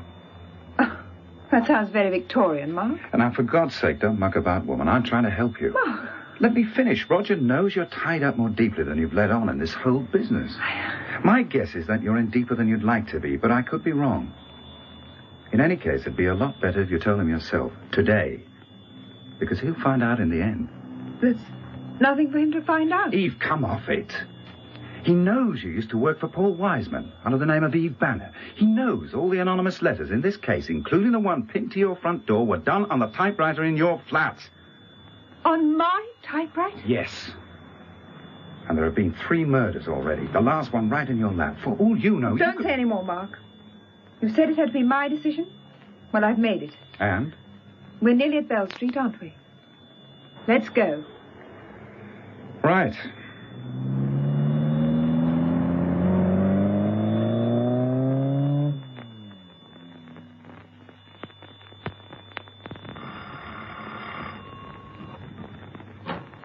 Oh, hello, Mark. Oh, hello, Janet. May we come in, and then I'll do the introduction. Yes, of course. Now, I thought it's time you two met. Janet, this is Eve. Eve, you are looking at the other better half of the West family. I really don't believe a word of it. Hello, Eve. Hello, Mrs. West. Oh, Janet, please. Thank you. We'd rather like a word with Roger. Where is he? Well, he's in the living room. But, Mark, I'm rather worried about him. Oh, why? Is something the matter? Yes. I don't know if it's just his imagination, but he thinks his eyes might not be... Janet. Well, he's had a headache, and I'm making him go back to the hospital tomorrow. But please, don't mention any of this to him. No, of course not. But I thought, Janet... Oh, that's hell. I think we better go, Mark. It obviously isn't the time. What's all this about going when you've only just arrived? Nonsense, nonsense. Hello, Mrs. Wedlake. Hello, Mr. West. We've come because I wanted to talk to you. But if it's not convenient... Of course it's convenient. Well, let's all go into the living room, shall we?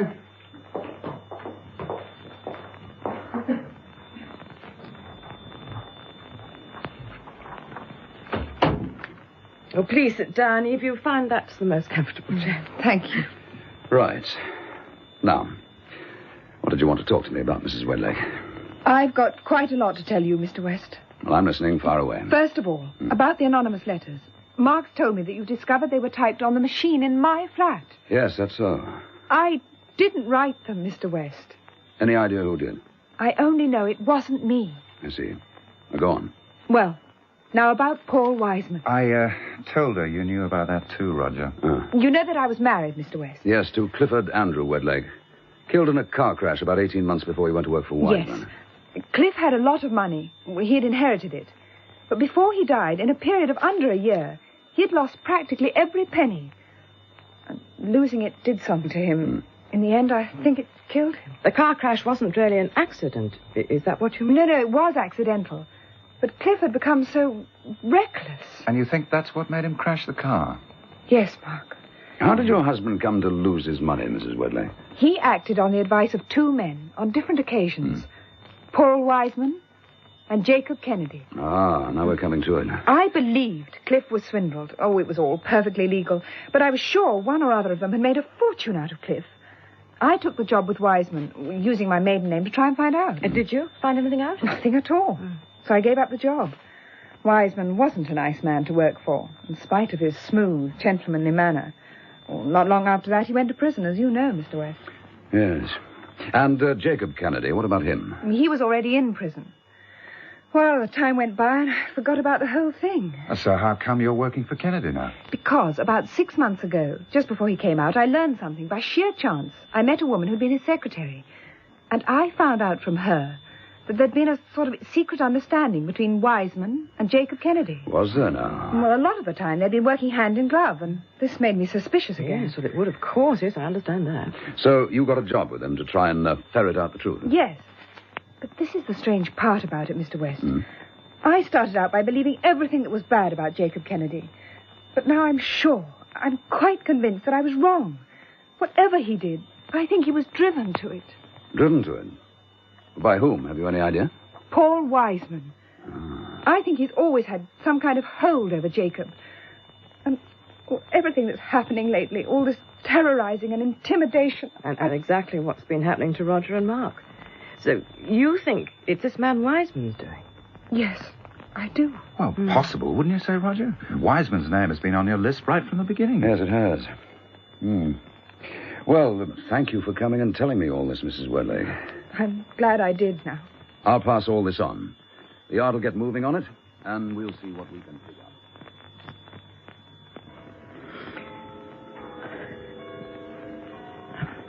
Roger?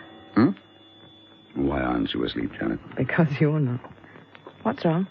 Oh, just thinking. What about? Eve Wedlake, her story.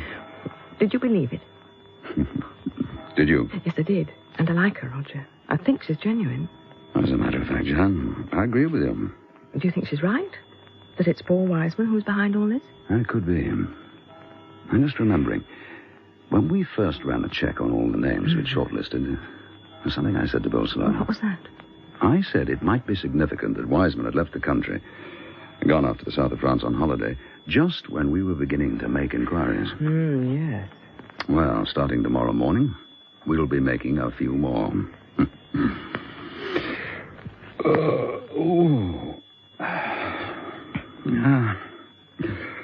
I think I've talked myself into feeling sleepy. Night, Jan, love. Night, darling.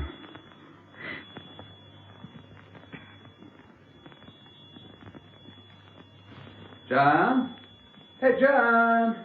Oh, there you are. Good morning, Roger. Where's everybody? The place is so quiet. If by everybody you mean the boys are at school, they went off ages ago. What?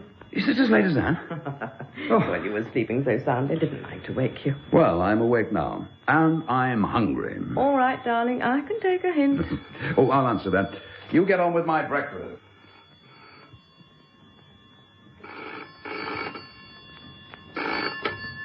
Chelsea 1492.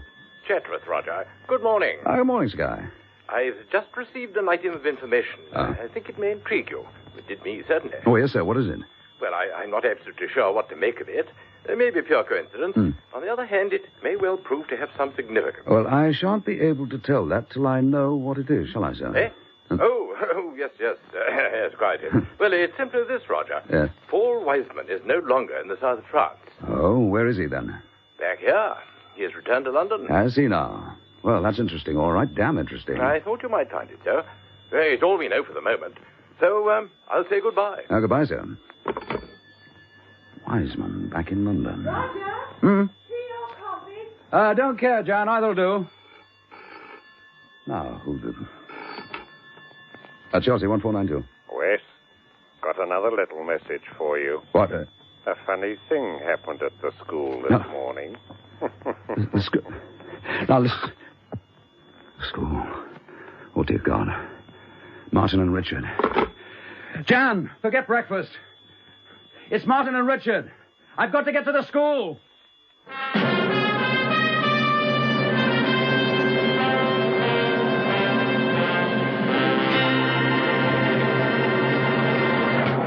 You've been listening to Patrick Allen and Sarah Lawson in the 7th part of Inspector West at Bay by John Creasey. Listen to Finale for a Vendetta, the next episode of John Browell's production of Inspector West at Bay.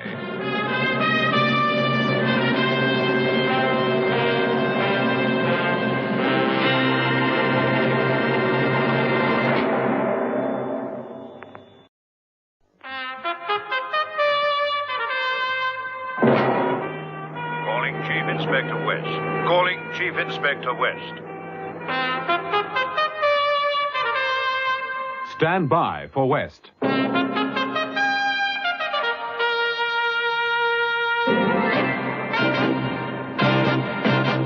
crime file based on John Creasey's novel Inspector West at Bay, dramatized for radio by Maurice Travers. Inspector West at Bay, starring Patrick Allen as Chief Inspector Roger West of Scotland Yard and Sarah Lawson as his wife Janet. Part 8, Finale for a Vendetta.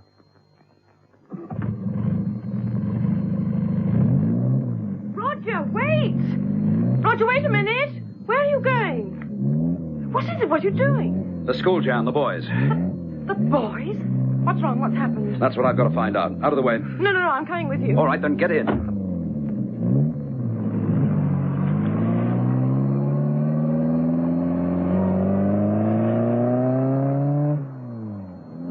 I had another of those messages, just a man's voice on the phone. What did he say? A funny thing happened at the school this morning. And then he laughed.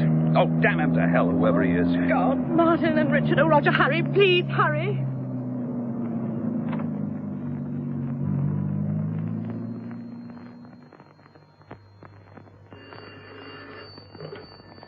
Detective Inspector Sloan. Bill, it's Roger West. Get over here and bring a squad with you in double quick time. Not so fast, Roger. Where's here? Do you mean your place, Bell Street? No, sorry. The school, 10 minutes from Bell Street. You know the one where the boys go. Right. What's up, Roger? Well, nearly the whole school's gone down with something. Most of the kids are violently ill. Yours, too? Yes, I've sent for ambulances. There's no more time to waste talking. Get moving, Bill. Will do. Bye.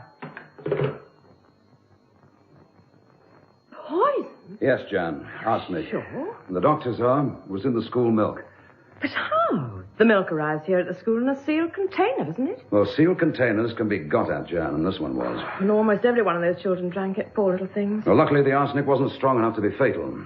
All but a few of the kids can be treated at home. That includes our two. Thank God for that. It's just one more move in this whole game against me. And whoever's playing it is vicious and clever and without a scruple of any kind. Oh, Roger. How long is this going to go on? Not much longer. It's time I started making some moves of my own. But first, let's collect young Martin and Richard and get them back to Bell Street and into bed. That's the immediate priority. So come on, Jan. Do I understand you correctly, Chief Inspector? You've come here to the yard deliberately disobeying my express instructions. That's right, Sir Guy. I don't think you realize what you're doing. And I don't think you fully realize what the situation is. Chief Inspector. Look, we've had anonymous letters, phone calls, and 3 murders. Bertie Downs, Ben Marino, Doc Gawley.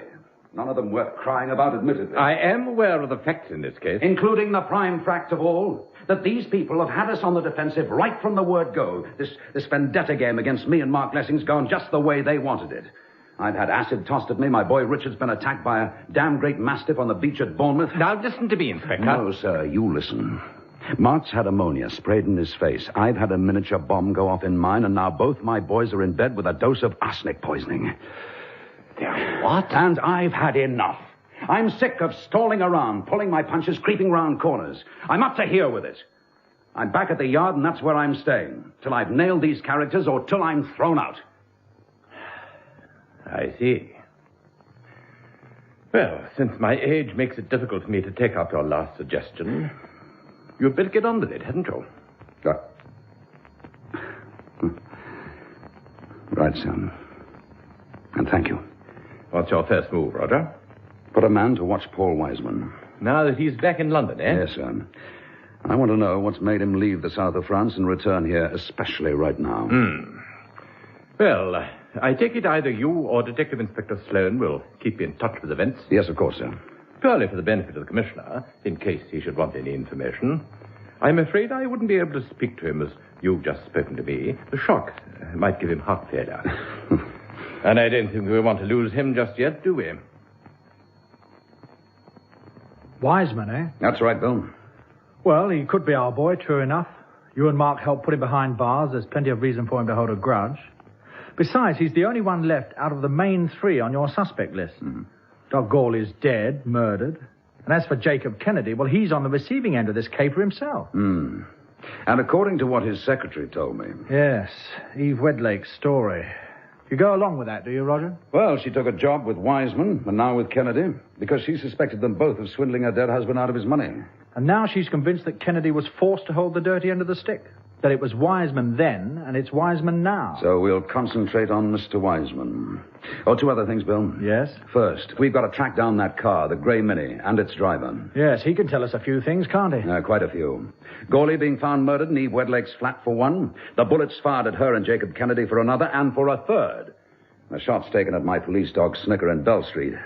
I want that joker found, Bill, so move heaven and earth. Will do. And what's the second thing? Well, a long shot. Such as what? That Bournemouth incident, the young woman with the dog. The mastiff that went for Richard? Yes. We never managed to trace it or the woman. I thought it might have been the Wedlake girl, but it doesn't look like that now. We asked for a list at the time, though, didn't we, of anyone owning a dog like that and living within reasonable driving distance of Bournemouth? Well, yes, I should have it somewhere. Well, dig it out, will you? I want to take another look at it. A good, long look. Well, it's just a faint chance, Bill. But you never know your luck, do you? I do hope it's all right. I mean, Mark bringing me here with him, Janet. Yes, of course it's all right, Eve. Well, I rang her and told her what had happened, and she insisted on coming. I thought there might be something I could do. It's very kind of you. The boy's still sleeping, Janet? Yes, and their temperature seems to have gone down, thank heavens. It must be awful for you. I'm so sorry. Thank you, Eve. You know, Mark, that time in Bournemouth was bad enough, but this... Yes, Janet, I know. What happened in Bournemouth? Well, all part of the same thing, Eve. A dog jumped on young Richard and terrified the wits out of the poor kid. A mastiff it was. Yes, I can see it now. An enormous liver-coloured brute. It was the woman, a blonde young woman. A liver-coloured mastiff? And a blonde? Yes, that's right. No, it couldn't be. Eve, what is it? Mark, we have got to get on to Inspector West. There's something I could tell him. I don't know if I'm right or not, but he'll have to be told about it. Bill, come here. What's up, Roger? You found something? I may have this list. The dog owners, look here. This name. Mavis Hill, May Cottage, Hilton, Sussex. Hilton? Now, wait a Rings minute. a bell with you, too, huh? Hilton, near Horsham. That's right, where Kennedy's son was, young Peter, when I checked his movements about the Gawley murder. Exactly. I'm wondering if Peter Kennedy knows this Mavis Hill. Chief Inspector West. Roger, it's Mark. I'm at Bell Street. Can you come over? Why, has something happened? Is it the boys? Oh, no, they're okay. But Eve's here with me, and she's got something to tell you. Yes, all right. I'll be with you in about 20 minutes, half an hour. Bye, Mark. It's to do with the dog, Mr. West. Well, the Mastiff at Bournemouth. I think I know the woman it belongs to. Mavis Hill of May Cottage, Hilton. Roger. Well, I'm damned. Then you already know. No, not exactly. I just happened to find her name on a list. Now, who is this Mavis Hill? She's Charles Kennedy's girlfriend. Charles? Are you sure you don't mean Peter? Quite sure. He keeps very quiet about her. But that's the way Charles is, very secretive about everything. Then how do you come to know about her, Eve? Well, I once met them together. I'd gone down to the Kennedys' cottage near Gilchrist to fetch some papers for Jacob. I was driving back, and I passed them on the road. The dog was in the car. Well, Charles had to stop when he saw me, but I could tell he didn't like the idea. Oh, well. This is a turn-up, Roger. Charles Kennedy, the dark horse, eh? What do you make of it all? I don't quite know, Jan. It just doesn't make sense. Why not, Eve? Because even if Charles is involved in this feud against you and Mark, he'd never do anything that would harm his father. None of the family would. Unless... Unless what? Well, it just occurred to me. Perhaps Charles is acting under pressure, being forced to do it. By Wiseman? Is that what you mean? Well, wouldn't that be possible, Mr. West? Anything's possible, particularly in this whole affair. It's the only thing I can think of. I'm sure Charles wouldn't do anything against his father willingly. All the Kennedys are too close, too devoted to one another. I'm pretty devoted to you, too, Eve. Matter of fact, I seem to be coming in for a bit of backwash from it myself. Oh, you Mark have? Well, I've been invited round to Deverill Court with Eve tonight for a game of bridge with Jacob and Mrs. Kennedy. Have you, indeed? Oh, but Roger, if there's anything you want me for, that comes first. I'll call the bridge game off. No, that's all right, Mark. And Eve, thanks for the information. I'm getting back to the yard. I've got a phone call to make to the Horsham police. And the sooner I make it, the better. Chatworth speaking. West, here's a guy. Yes, Roger. To keep you up to date, sir, I've been in contact with the local police in Horsham. About this Mavis Hill woman? Yes, sir. They tell me her cottage is well off the main road and pretty isolated, so she can come and go as she pleases without anyone knowing much about her movements. Which means it would be difficult to find out whether she was away from that place on the day your boy was attacked in Bournemouth. That's right, sir. I'm proposing to go down there myself. I'll take Detective Inspector Sloan with me. The woman's there at the moment, is she? Yes, sir. The local boys checked for us, and they'll give us a couple of extra men. Very well. Good luck, Roger. Thank you, sir. Bye. Goodbye.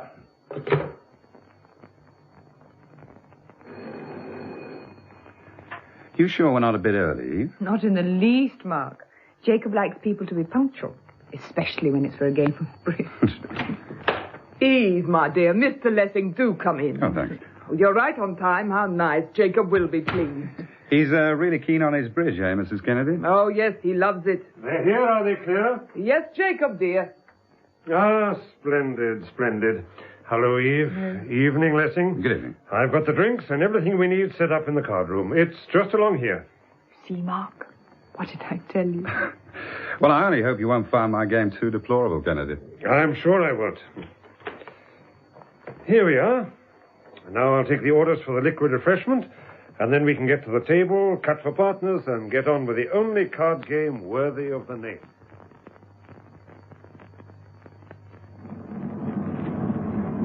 Nearly there, Chief Inspector. Fine, Constable.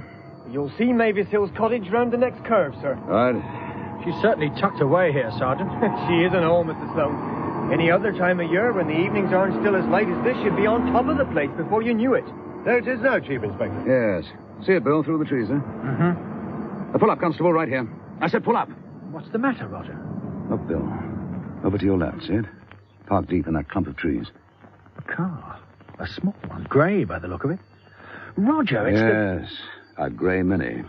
Sergeant? Yes, Inspector. You and the constable get this patrol car out of sight. Behind that hedge over there should do. And stay there. Yes, sir. Detective Inspector Sloan and I will go up to the cottage. Round that way, I think, Bill. We'll approach it from the back. Now, come on, let's get weaving.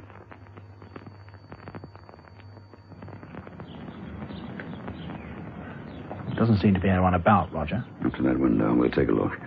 Move quietly, though. Right, now we'll just... Bill. The dog, see? In front of the fireplace. Is that the mastiff? That's him, all right. But he'll never go for anyone again. A bullet right between the eyes. And he's not the only one. Look, by the settee. Good grief. Inside, Bill, follow me. We'll use the back door, but keep it as quiet as you can.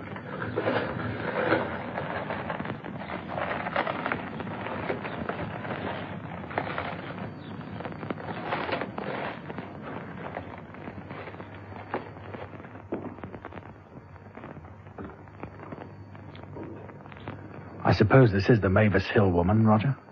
It must be. Dead. Her and the dog. One bullet for each of them. What the hell's been going on here? Roger. Sounds like someone's coming. That alcove with the curtains. In there, Bill, quick. Now leave a gap in the curtains. A couple of inches will be enough. Can you see who it is? Roger, it's him from the description. The driver of the Mini. Well, let me see. Move your head out of the way. Roger, I know him. What? That's Kim Benson. He did 5 years. Robber with violence. Shh. Listen, a car's coming. Benson's ducked out of sight.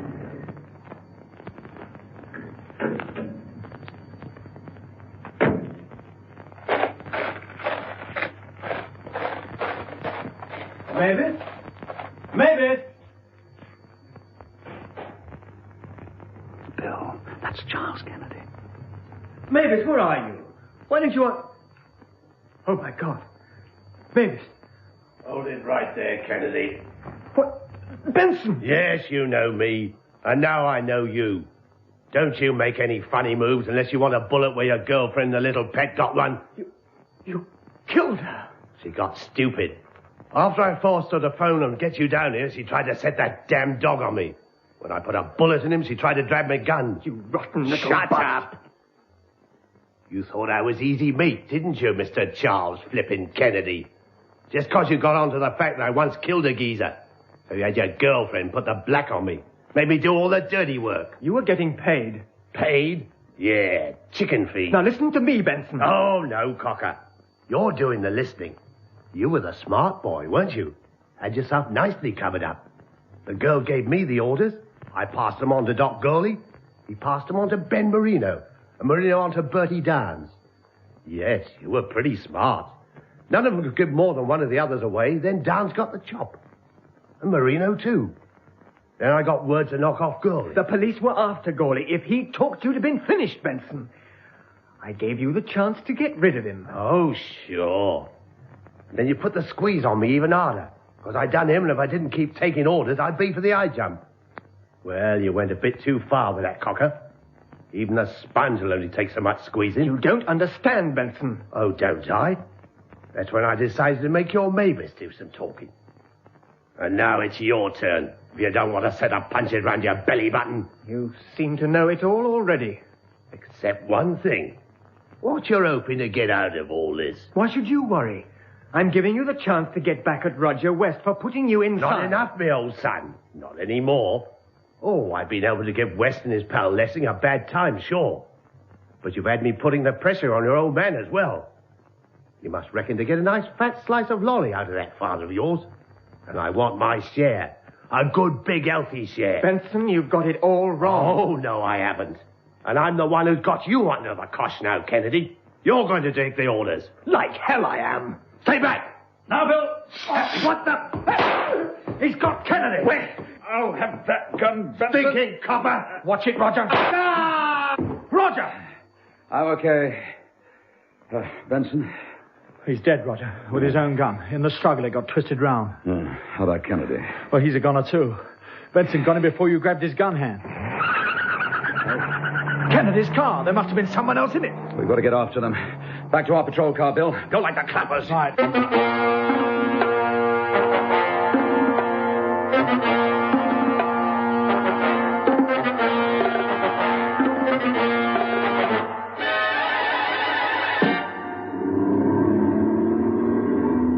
No use, Chief Inspector. Looks like we've lost him. Oh, hell. Reckon he took a side lane, Sergeant, back there somewhere. What'll we do, Roger? Go back and try to pick up his tracks? No, there's no point. He could have turned up any one of a dozen lanes by now. What now, then? Guilford. What? The Kennedy's country cottage near Guilford. Now, we can cut across country from here. And I want to have a look inside that cottage. You hear that, Constable? Yes, sir. Right, then get cracking.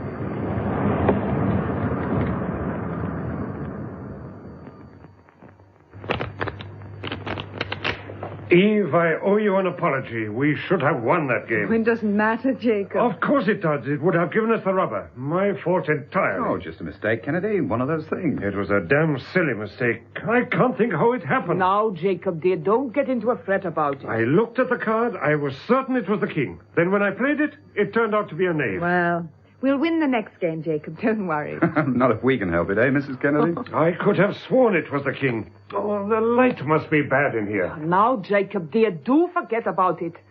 And stop shuffling those cards. You'll shuffle the spots off them. It's your deal, Eve. Go ahead, my dear.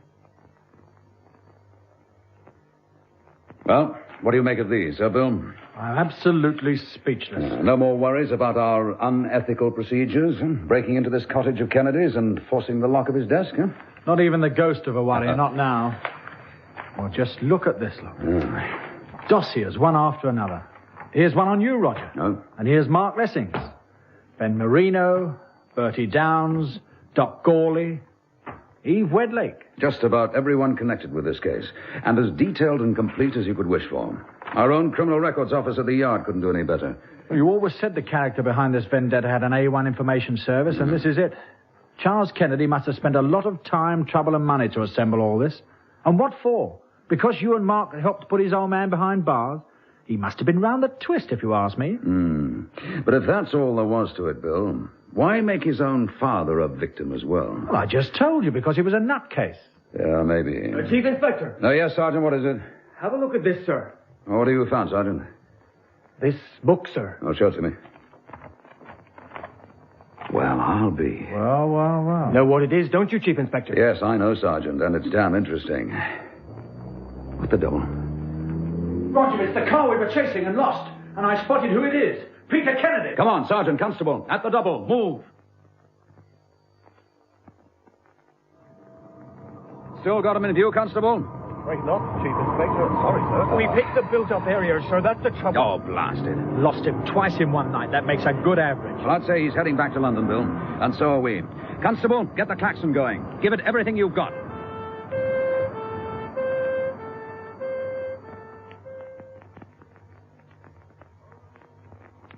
Vulnerable, doubled, and redoubled. And we made it, partner. Well done, Eve. Excellent, my dear girl. Thank you, Jacob. Bad luck, Mrs. Kennedy. If I'd happened to leave the club instead of the spade... You weren't to know, Mr. Lessing. Well, I think this calls for one more drink, definitely. Clara, answer the phone, will you, while I refill the glasses? Yes, of course, Jacob. Now, yours is a gin and tonic, Eve, and whiskey for you, Lessing? That's right. Good. Well, I'll just go... Oh, what's the matter? Oh, nothing. I felt a bit dizzy for a moment. It's nothing. He's had one or two spells like this before, Mark. Jacob, perhaps you'd better sit down. No, I'm all right. No! Oh, Jacob! What now? I'll go. Clara! Clara, what is it? You think we should go too, Eve? No, we better stay here. Look, I'll pour the drinks for us. Here, Mark. Oh, thanks. Well, it sounded as though it was something pretty bad, didn't it? Very bad, Mr. Lessing. Well, Mrs. Kennedy, if there's anything we can do... Yes, there is. You can stay just where you are, please, and keep perfectly still. She's got a... Yes, Eve, dear, I've got a gun. What? My boy, my son, Charles. He's dead. He's been killed. All because of your friend, Inspector West. Don't move, either of you. Stand right where you are and don't move. Keep your foot down, Constable. Deverell Court, just off Park Lane. Yes, sir. Roger, are you sure about this? I'm sure of one thing, Bill. By this time, Peter Kennedy will have phoned his parents and told them that his brother's dead. And Mark Lessing's there tonight with Eve Wedlake. But the other thing... Well, call it a guess, a hunch, whatever you like. But that book the sergeant spotted in Kennedy's cottage, for my money, that gives me the answer to who's really masterminded this vendetta right from the start. Jacob Kennedy himself? Yes, with his whole devoted family behind him. And the reason? Not just because I helped send him to prison, no. There's more to it than that. That book was in Browell. I think Jacob Kennedy's going blind. Constable, keep this car moving. Yes, I'm going blind.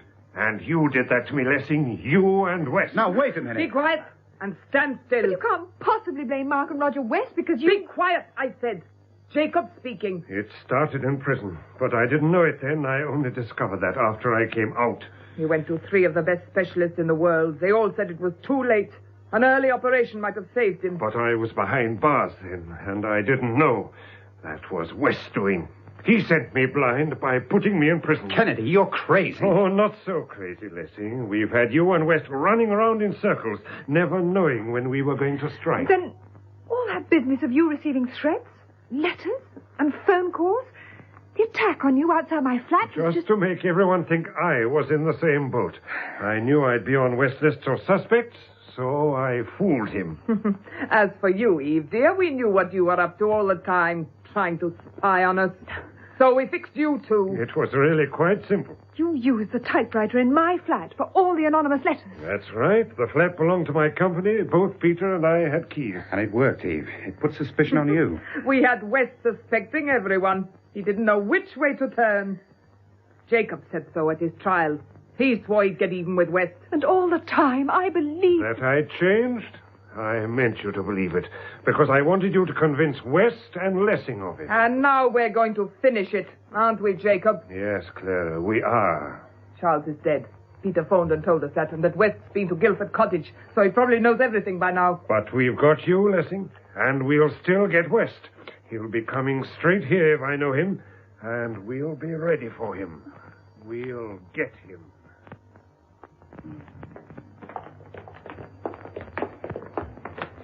Quite a place, this Deverell Court. Yes. Sergeant, you and the constable wait here. Chances are we've beaten Peter Kennedy home. Nail him as he arrives. Right, sir. You come with me, Bill. To the Kennedys? No, to the porter first. I want the master key to their flat. Come on, let's move. You see this, Lessing? You know what it is? An aerosol spray. When I point this in your direction, Lessing, you'll know about it. This can is filled with acid. Oh, God. That's right, dear. And when West rings the doorbell, I'll answer it, and I'll have this spray with me. Then it'll be your turn, Mr. Lessing. But West has to be first. There he is. We've missed him twice, Clara, but not a third time. He is going to pay. He is going to know what it means to be blind. Oh, Mark, oh, my God. He must be mad. Quiet. Not a word. Not a sound. Yes, here I am. And this is the payoff. Now, West. Not quite, Kennedy. Grab that spray, Bill. Right. Get a gun, Mark. Right. Thank you, Mrs. Kennedy. I've got it, Roger. Nice work, Mark. Oh, Roger, I thought for a moment. No, it's all right, it's all right. Jacob didn't get a chance to use his little toy. I was already inside the flat. I got him with a master key. It was Bill Sloan ringing the doorbell. Oh. You all right, Bill? I've got him, Roger. Good. No, please, I'm trying. Well, then I'd say we can call it a night. Once we've seen Mr. and Mrs. Kennedy comfortably settled in a cell.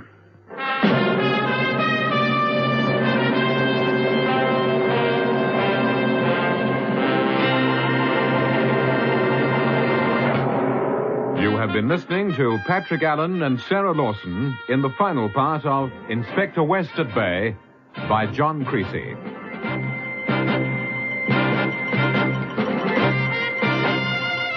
Inspector West at Bay was produced for the BBC by John Browell.